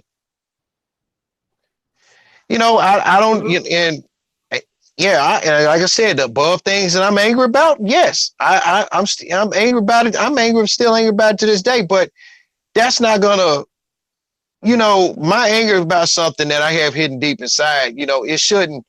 And like I was telling him, I was like, bro, I said, man, you might want to, you know, kind of slow your roll a little bit, you know, because every time I talk to you, you're always angry. You have a little angry fucking talk about some things. Like, for example, like I told him that, I talked to my ex-wife's daughter, the oldest one, you know, the one that got a shit straight, got a shit together. That man just busted. I said, man, why the fuck you still talking to them folks, man? You ain't fucking. I said, dude, And then he just going on. I said, man, shut up for a minute. Mm-hmm. First of all, you don't tell me who I can and can't talk to. That's one. Mm-hmm. I said, and mind you, she's the one I told you about that that is about her fucking business. I understand that. So, no, you don't understand shit. Ain't gonna be no understand. But with me, my thing is this, and it's final. If she ain't did shit to me or whatever, if I ain't had no problem with her, she ain't had no problem with me on some things, I got a right to talk to her, and she has a right to talk to me. Keep KIT, keeping in touch. Damn. I mean, shit. I actually talked to that bitch ass boys, both of their sisters still. They doing their thing. Ain't nothing wrong with still keeping in contact with somebody. He couldn't say nothing. That's your prerogative, but I'm like, dog, I mean, hey, it's my prerogative. I said, it's not like I'm trying to get with her on that level. What kind of that's some sick shit. I said, come on now. I said, dude, you need to tighten up too. Well. And I told him, I said, man, I told him he need to tighten up. Now, granted, I will say this. He personally told me, he said, man, I feel like making a drive to Huntsville. I said, for what? He said, he was my stepson at the time. He says, I can kick your stepson's ass for calling your mom's a bitch. He said, I don't even know your mama. He said, he pissed me the hell off with that shit. I'm around people like that myself, man. But he was saying, man, he wasn't on the motherfucking one. Shit. That boy had some of her family members from Chicago hit me up. Yeah. And when you get it, and like I said, that day when my ex-wife's son called and sick and buried, I said, my mama's a bitch. When you got family calling from back home, that's not good. Yeah. For them. But man, but the message to all the jaded people. Look, man, y'all gonna have to stop being jaded all the time. Mm-hmm. And kind of just basically grow up. Stop having a little jaded. Yeah, maybe like, hey, if your mom and dad was raised, if your mom and dad were jaded people, why should you follow in their footsteps? I feel you. Don't stay in their spotlight. Hey, if your mom and dad were racist, why should you be racist? If your mom was gay and your dad was gay, why should you be gay? That's true. You have a point there. If your mom was a fuck girl and your dad was a fuck boy, why should you be a fuck boy or a fuck girl? Be yourself. If your life is fucked up, growing up, best way you can repair that shit is be yourself. Because I know there's a lot of people's ways to this day, man. The way how their parents had raised them back then, to this day, how much they've grown up. 50% of them got their shit together. While others have adopted their ways, still be stuck in their ways. Y'all got to stop being jaded. And and then another thing, and I'm gonna backtrack on it. Not everything that you see is racist, people. Come on, not everything that you see. Granted, there are a lot of things that we see now. Cops beating up on the black kids. It's not just the white cops. It is not just the white cops. It's some of us too now. But they're not. But the black cops are not beating up on white people like that, unless it's right. Because if they, and a lot of times, keep it 1,010. Some of those black dudes who are cops are, and this is the reason why I say get our own police department that is funded by our own people, because a lot of those black dudes are infiltrated into beating up their own people. So a lot of that comes from the system, because we got to think about it. A lot of these police forces, even though we have taxpayer dollars, a lot of them are controlled by the police unions, because those police departments was bankrupting a lot of those cities. You know what I'm saying? back in the 70s, they were bankrupting a lot of those cities because those officers was doing some dirty ass shit, man. So they created those police unions and stuff like that. So we gotta understand. We gotta understand that, man. We gotta understand what goes on out here. When you say black officers is beating up people too, we can't. That we can't include that on top of that, because a lot of those motherfuckers are controlled by white supremacists. That's the thing. They're controlled. It's not no differentiator. You can't differentiate that because those guys are controlled by white lieutenants and stuff like that, by white sheriffs and stuff like that. Yeah. But please continue, sir. But yeah, man, y'all, and really, I don't like being around a lot of jaded people. And jaded people are negative. Mm-hmm. They have a lot of negative energy around them.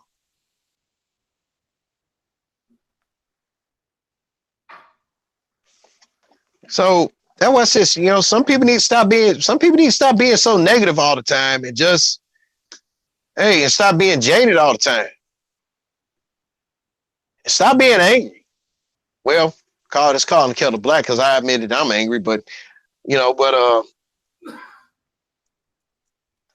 some of y'all need shit. Stop taking your anger out on the wrong people. I mean, granted, now when I was really full angry, I pushed a lot of good people away from me. Yeah. Because they didn't understand what the fuck was going on. Now, years later, they understood. Hey, back then, I was angry. In fact, working around, I worked around. I was gonna be honest. I worked around with some shitty ass coworkers. I really did. I worked some of them were good, but hey, most of the ones were shitty. I could, some days when I went to my jobs and wouldn't, not like my last one, whether it was FedEx or, like I said, UPS or whatever. Sometimes, dude, I just didn't. I was like, fuck. I got to deal with these motherfuckers every day. Different ass personality, especially when you worked out at FedEx.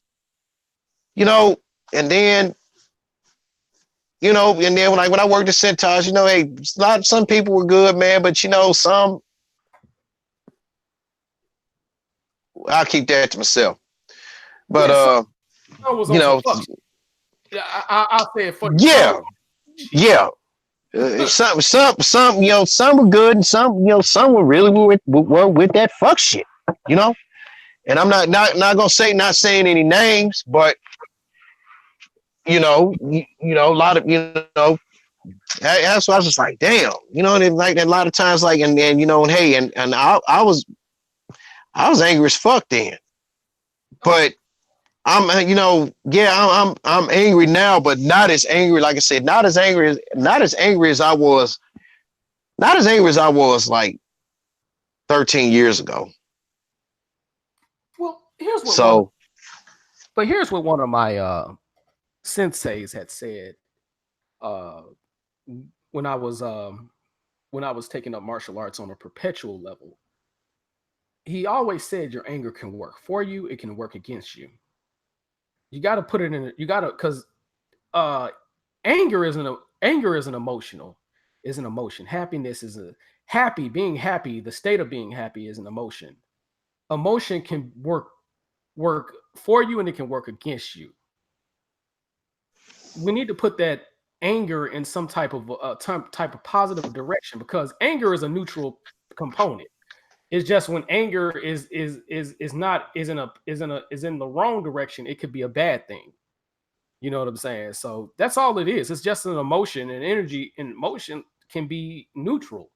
You know what I'm saying? It's just you have to put it in the right direction.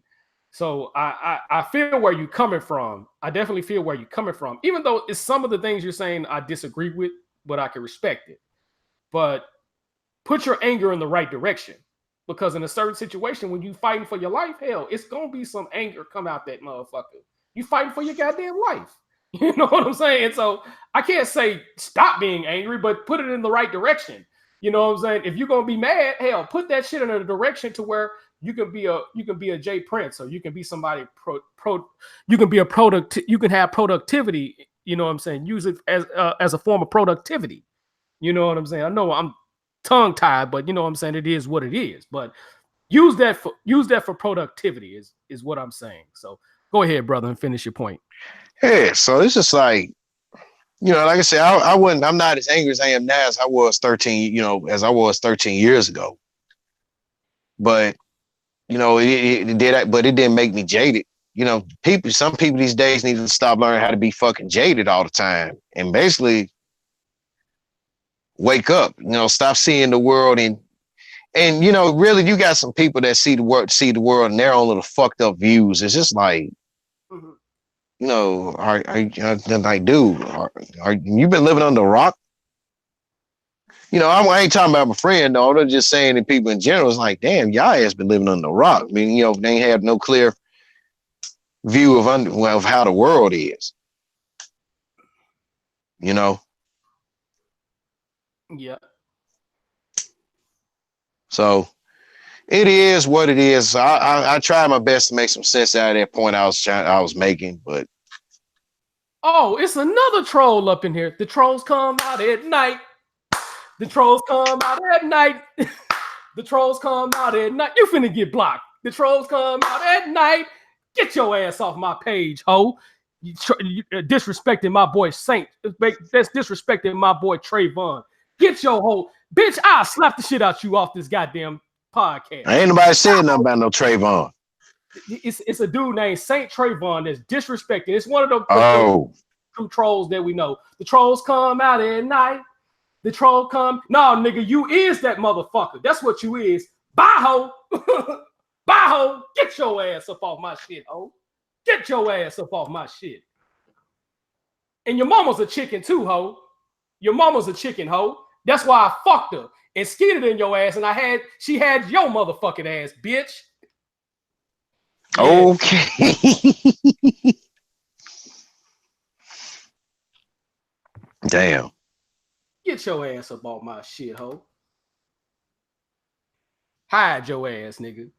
Yeah, keep on coming. I'm finna have a block party. I can't even remember that goddamn song. I'm finna have a block party like goddamn Johnny Gill and Stacey Lattisaw up in this hoe. Keep on bringing y'all asses up in here. It can be a block. I can make this whole live stream a block party up in this hoe like Matumbo, nigga. I know who you is. I know who all you hoes is. But y'all motherfuckers worship me, nigga. Bow down, ho, if you gonna come up in this hoe. Bow down, ho. Bow down, ho. Bow down, ho. I'm the king up in this hoe, bitch. Yeah, but finish your point. We had a troll up in this motherfucker. No, I was done. Okay, it's all good, brother. But it's good to have oppositional points and stuff like that. That most definitely. But I wanted to clown this motherfucker.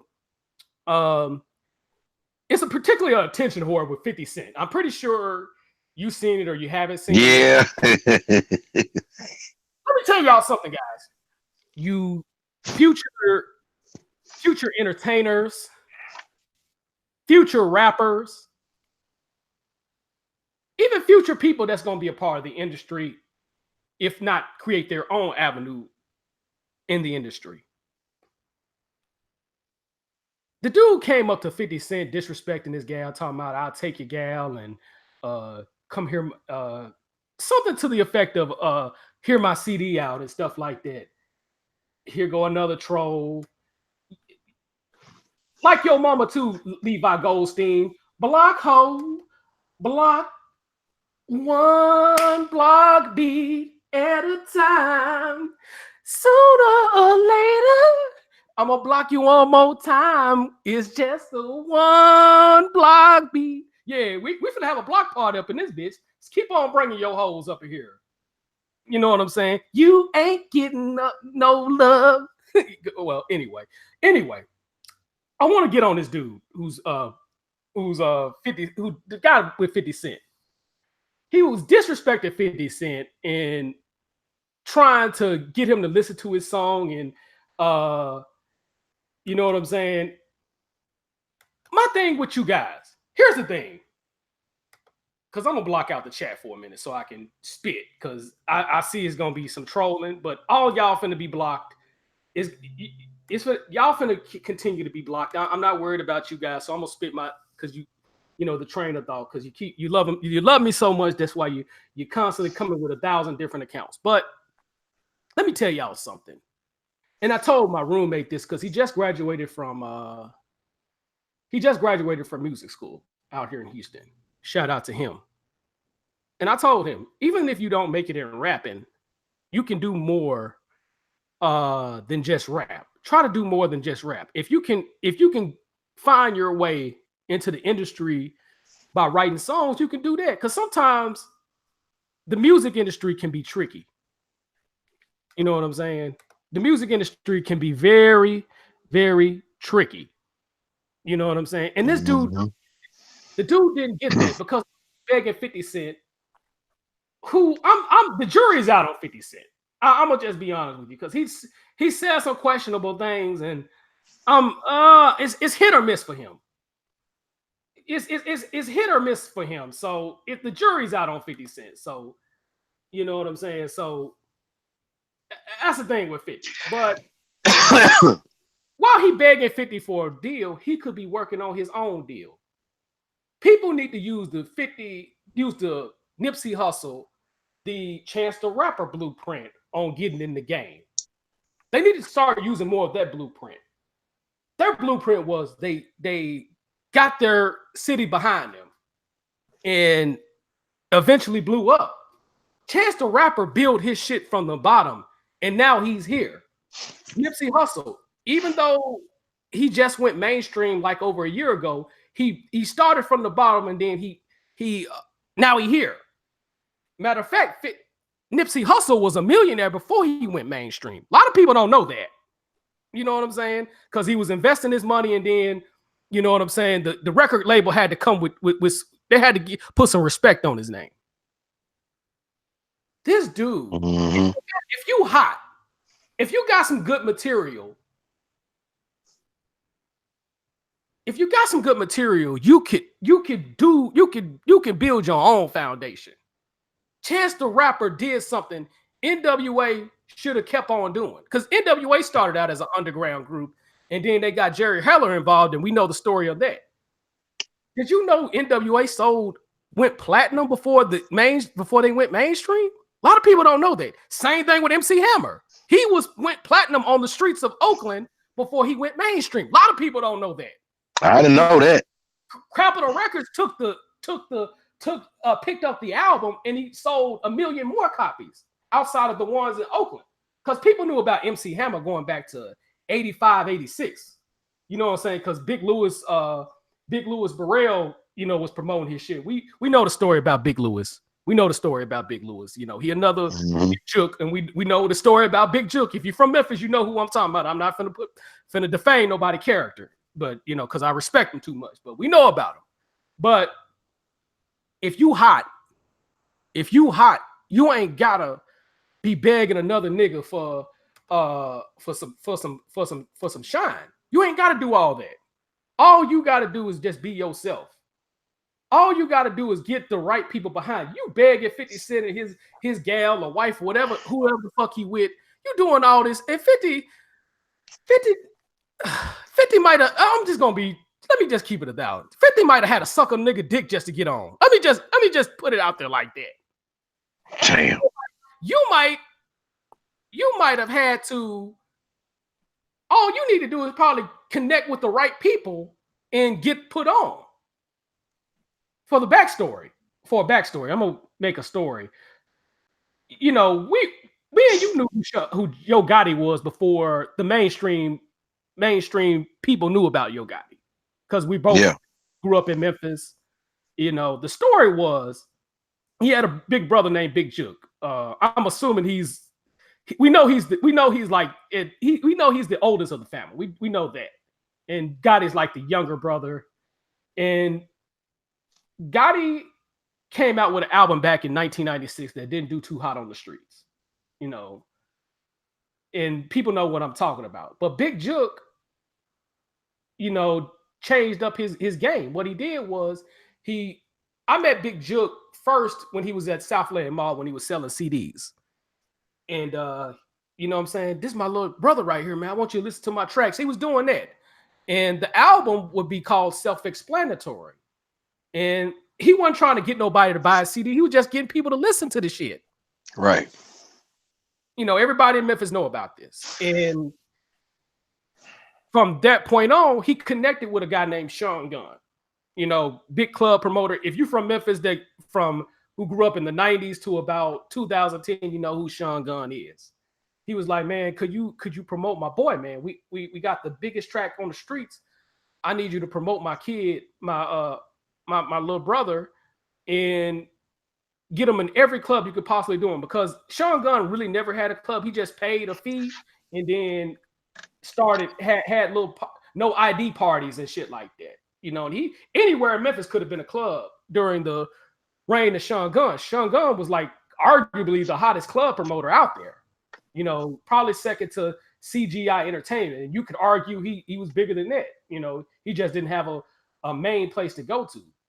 But Sean Gunn took him and promoted him like no other around the Memphis metropolitan area as well as the Mid-South. And you had people all the way back from Jackson knew who Yo Gotti was. You had people from Fayetteville, Arkansas know who Yo Gotti was. And then it eventually got to the ears of Lil Jon. And Lil Jon signed him to his record label. Now, Lil Jon did some little fuck shit, but, you know, that's either here or there. From what I understand anyway. You know, I'm going to say that for legal purposes. But from my understanding, he did some little fuck shit with Gotti, and Gotti started his own record label. You know what I'm saying? But the first two albums, it was independent. Gotti started from the bottom, like Drake said. And now he's here. Now he's with Jay-Z, got a little distribution deal with Tidal / Jay-Z's thing, and he's getting some good money. People don't want to work on their craft. People don't want to work for what they people don't want to work for what they want in this motherfucker. You just think because 50 Cent hear your shit, you think you gonna be blow up just like that? He might say your shit garbage. Outkast. The group Outkast. Did you know L.A. Reid told Outkast they were trash? Yeah, that's been documented. He told them hoes, nigga, y'all trash. This nigga who's a did he say it like that or did he said them niggas was trash. He said they were trash. And This is when Face first came to Atlanta. But guess what? They stepped their game up and got back in the face of L.A. Reid, and L.A. Reid signed them to LaFace Records. And not only that, he introduced them to the guy. He introduced them to the guy that would lead them to Album of the Year, become the first rap group to be Album of the Year. Because their producer worked with Lil Jon up at So Def Records, the beginning of So Def Records. And a lot of people don't know, he wrote My Boo with Lil Jon. A lot of people don't know Lil Jon was behind that record. You know what I'm saying? He was like the co-writer. He helped him write the shit. But Lil Jon couldn't take the songwriting credit because he was a A&R guy. You know what I'm saying? Right. You know what I'm saying? So Outkast worked on their shit, and guess what? You know what I'm saying? L.A. Reid signed them. They didn't get to begging a nigga. They just said, hey, check my stuff out. And then L.A. Reid said they were trash. But L.A. Reid eventually had to sign them because they were the hottest group, or at least one of the hottest group in Atlanta. You know what I'm saying? You know, I can name quite a few stories, man. Devontae Swing. Man, yeah. told Devontae Swing, get the fuck out of my Paisley Park. But guess what? Devontae Swing was one of the hottest producers out in the 90s. You couldn't name an R&B artist that didn't work with Devontae Swing at some point. Is he still around? Yes, he's still around. He went through a drug problem because he mentored Timberland and Missy Elliott as well as the guys from Player, the group Player. One of those guys, Static, rest in peace. He's no longer with us, but he founded those guys. He mentored those guys, and Timberland got started through Devontae Swing. You know, because he gave him a chance. But yeah, he's still around. But my point is, Devontae didn't give up. He cleared his own path, went to Uptown Records, and basically he got rejected by Prince, who was top 3 hottest nigga at the time. But he still, I believe. Hey, I got rejected by the hottest guy, but guess what? I'm producing shit. I'm gonna create my own group. I'm gonna create my own label, and I'm finna keep on doing my thing. Now he did go through a little drug problem, but that's either here or there. He didn't give up. That's the key thing. As long as you don't give up, that's all that matters. Another thing, Tony Tone. Sheila E. introduced Tony Tone to Paisley Park. Yep. Which would have gave if I'm gonna tell y'all something. Had Prince signed Tony Tone, I don't think he would have gave up Paisley Park as fast as he did, because what ended up happening is, for a history lesson, Prince ended up getting 50-50 splits when he installed Paisley Park. He ended up getting guys like George Clinton, The Time, and just to name a few. But Sheila E. got Tony Tone in the studio with Prince, and he rejected Tony Tone. A lot of people don't know that, because Sheila E. is from Oakland, and her mama is black. A lot of people don't know that either. Her mom looked like she can cook the shit out some goddamn collard greens and chitterlings up in this. Yeah, and then dad's Mexican. Dad is Mexican. A lot of people don't know that, but she introduced him to Prince, and Prince rejected him, which would have changed the course of Paisley Park. He would have had to keep Paisley Park because they were a valuable asset. But what they ended up doing was going to Jive and making a lot of money for Jive. And not only that, Raphael Wiggins, who would ultimately become Raphael Sadiq, wrote a lot of shit for Jive Records, which he helped the career of D'Angelo. You know, he co-wrote things with D'Angelo. Bear near. He was in the studio with that nigga. That would have changed Paisley Park. He could have got rid of. And I recently found out about this. This ain't nothing. I'm just talking out of my ass. You can Google search her, but they're on her album. Her album goes in 1988, which Sheila E. was eventually venturing off from Prince. She would continue to work with him, but this was a situation where she was venturing off slowly, and that would have changed. And and here's a little interesting stat. You know that some songs that Prince wrote, like "I Feel for You," he gave that song to Shaka Khan, and "Glamorous Life" was originally done by him, but he gave that to Sheila E. Yeah, because with the "Glamorous Life," all he did was recorded the song with his Linn drums or Linn 1000, LM 1000 drum machine. You know, he'd play all the other instruments, and she basically played the congas and the percussions on that song. Yep. He credited her as a songwriter. And what ended up happening was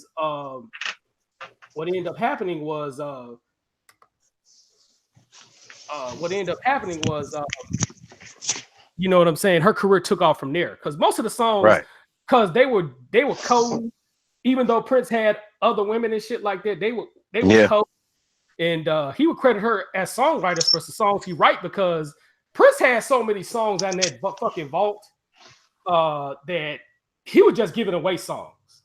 That's luxurious. A lot of people don't know that he was just giving away songs. He was like, because when they found him dead, they had to go in the vault to make sure nobody stole nothing, because that was a secure vault. Yeah. That was a secure vault. He had old tapes and record players and all types of shit. So now his music being played on YouTube, and at first he didn't want YouTube fucking with that shit. Yeah, and now his music is played by YouTube mainly because it's owned by Universal. The thing is controlled by Universal, which they're having a real big court case against the executive of the estate. And please note, the executive of the estate is not is not black. This is a white guy's running the estate that's running the same estate of the Michael Jackson's estate as well. So right, you know, it is what it is when it comes to that. But my point is, Prince rejected two producers in the 90s. Some of the founders of the New Jack Swing. Arguably, you can argue they were key members of the New Jack Swing. You know, Raphael Sadiq is still doing his thing in terms of did shit for Joe, did shit for some of everybody. So my point is, sometimes you might have to write a track and get somebody to bust that flow for you to get your foot in the game. You may have to go a little harder. And my point to the dude that was trolling 50 Cent, that was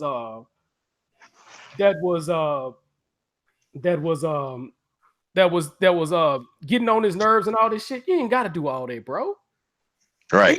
Let's just keep it 1,010. Let me tell y'all something about the industry, man. Sometimes people can't sing for shit, but they can write shit, and they get the right person to write that shit for them, and they get the right person to sing that shit for them, and then that's a hot track. Hell yeah. Same thing with a lot of these beat makers and shit like that. Sometimes a nigga can't rap for shit, but he can make the shit out of a beat. And if you sing your little shit over from the dome off the right cut, hell, that's a hit song right there. Hell yeah. You don't necessarily got to be behind that microphone to be hot.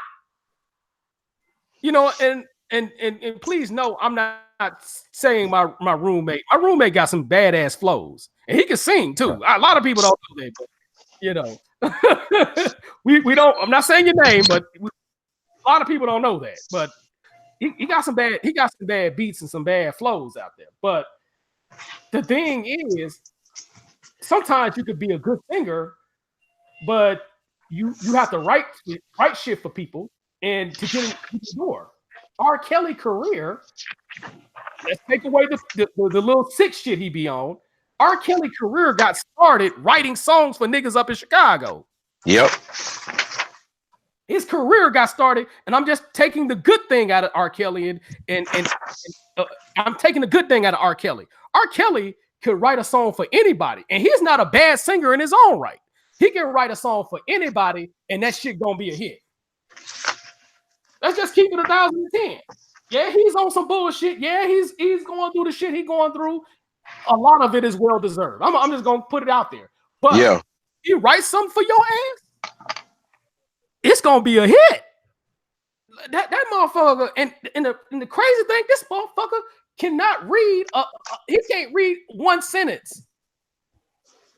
He can't read one goddamn sentence. And that's documented. He basically don't know how to read, but he can write his ass off. He said that. He's came out on a song. It's been known for years, but people protected him up until the 2000s. People didn't find out about that till the 2000s, but he admitted it because it was somebody, one of his partners. They were like, he can't read. You know what I'm saying? But nigga, just because you can't read don't mean you can't write no shit. Stevie Wonder is blind. Ray Charles is blind, but they can write songs for anybody. Mm-hmm.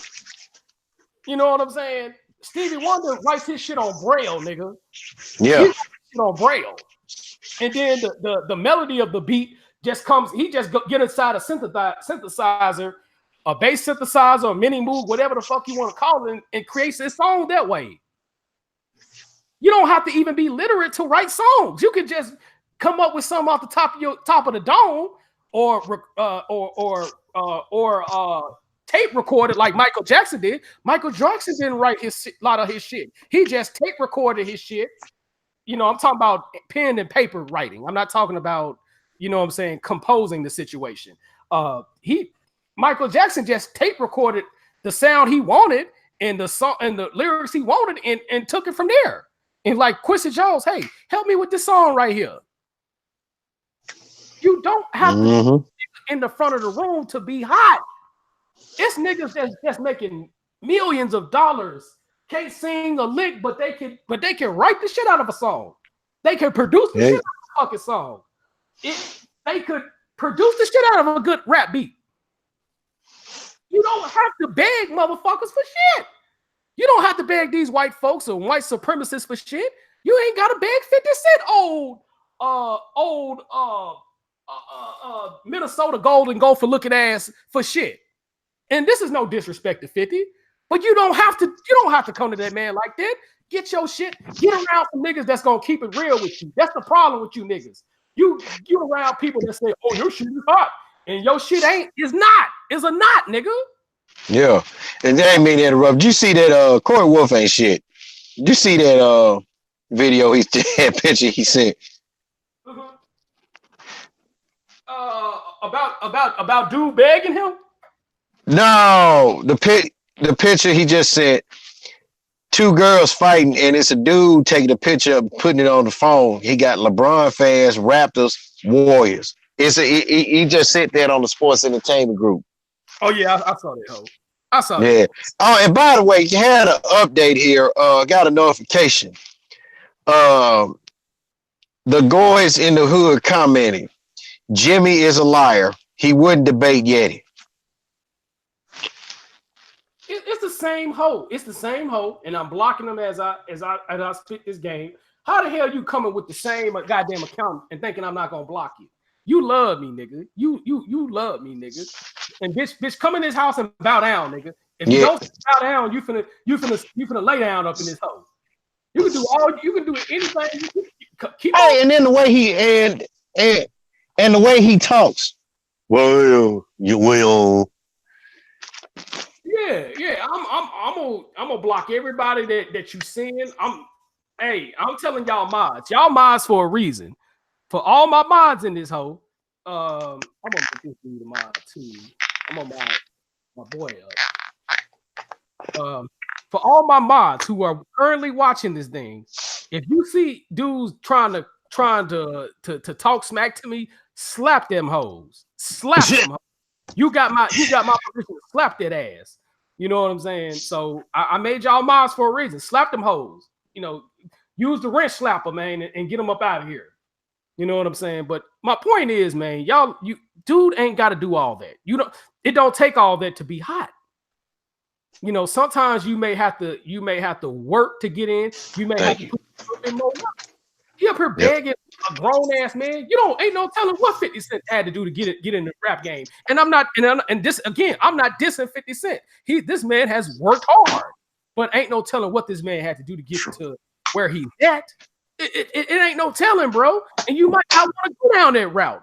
But you, on the other hand, if you work hard and you get the right people listening to your shit, you might end up being hot. Of course, it's a lot of whack rappers out here. You know what I'm saying? But you can't come to no guy who came up in an era where you couldn't be whack and ask him to listen to your shit. You know what I'm saying? You can't come to him with no Montgomery Flea Market song up in this bitch. Come on, man. But dude, I said Montgomery Flea. I said Montgomery Flea Market. Work on your craft. All I'm saying is work on your craft. Work on your craft. Get around some people that's going to be real with you. Get around some people that's going to promote you once you hear the realness. You ain't got to do all that with 50 Cent, man. And like I said, the jury is out on him, but I'm going to respect him when the jury is out on him. But my thing is work on your shit, man. Everybody can't get to the top. You know what I'm saying? Right then and there. Because he might not be able to take you to the top. That's another thing. Yep. He might not be able to take you to the top because there's a personality differences. Y'all don't click like that. It's a number of things that can happen. But you ain't got to beg this nigga like a little hoe. You ain't got to do all that. Because I'm telling you, like my boy, what's that nigga from Chicago that grew up in South Memphis that had beef with Yo Gotti till it got shut down? What's that? I don't know. You know who I'm? Yeah, I know who you're talking about. He's from Chicago because his grandma's like from where the same spot you in though. You know who I'm talking about? What's that? Yeah, I can't. Young Dolph. Yeah. Young Dolph. Young Dolph started from the bottom, and I had to hear. You know how I had to hear about Young Dolph, dog? How? I heard about a niggas. Because when I told niggas I'm from Memphis, niggas showed me love, man. He was like, man, I know you from Young Dolph neighborhood, man. You know what I'm saying? Say, man, I know you from Young Dolph neighborhood, man. Like, is, nigga. How the fuck you know about Memphis? Like, yeah, man, Young Dolph from South Memphis, man. You know what I'm saying, man? You know what I'm saying? I had to hear about it from a Houston nigga about Young Dolph. And when I researched, Young Dolph been in the game for a good minute, dog. He started from the bottom. I had to hear about this nigga from Houston, a nigga from my own city. That I'm born and raised in. You know, this is my city. But from the city I grew up in, I had to hear about it from a nigga that wasn't out there. Yeah, man, Young Dolph's hot as hell, man. That's the hottest nigga in Memphis, man. He ain't got shit on Young Dolph, man. You know what I'm saying, man? You know, I'm like, all right. I had to research this nigga to find out who this nigga is. But when I researched according to the research, the nigga started from the bottom just like Gotti did. You know what I'm saying? Him and Gotti had beef and stuff like that, and it got shut down. People like, nah, we can't do that, bro. But my point is, dude, you ain't gotta go out like that. You ain't gotta sacrifice your manhood, your dignity, your respect. Because right now that you fucking with 50 Cent, and a lot of people don't like 50 Cent. Let's just keep it a buck. Yeah. A lot of people don't like 50 Cent, and for good reason. To a certain degree, for good reason. And for stupid ass reason on the other hand. But a lot of people is co-signing 50 simply because this dude went about it the wrong way. That's should have pulled him to the side. He said, hey, I'd like to get you to hear my stuff, blah, blah, blah. Yeah, I'll get you to hear my stuff, and you don't hear it, dog. It ain't the end of the world.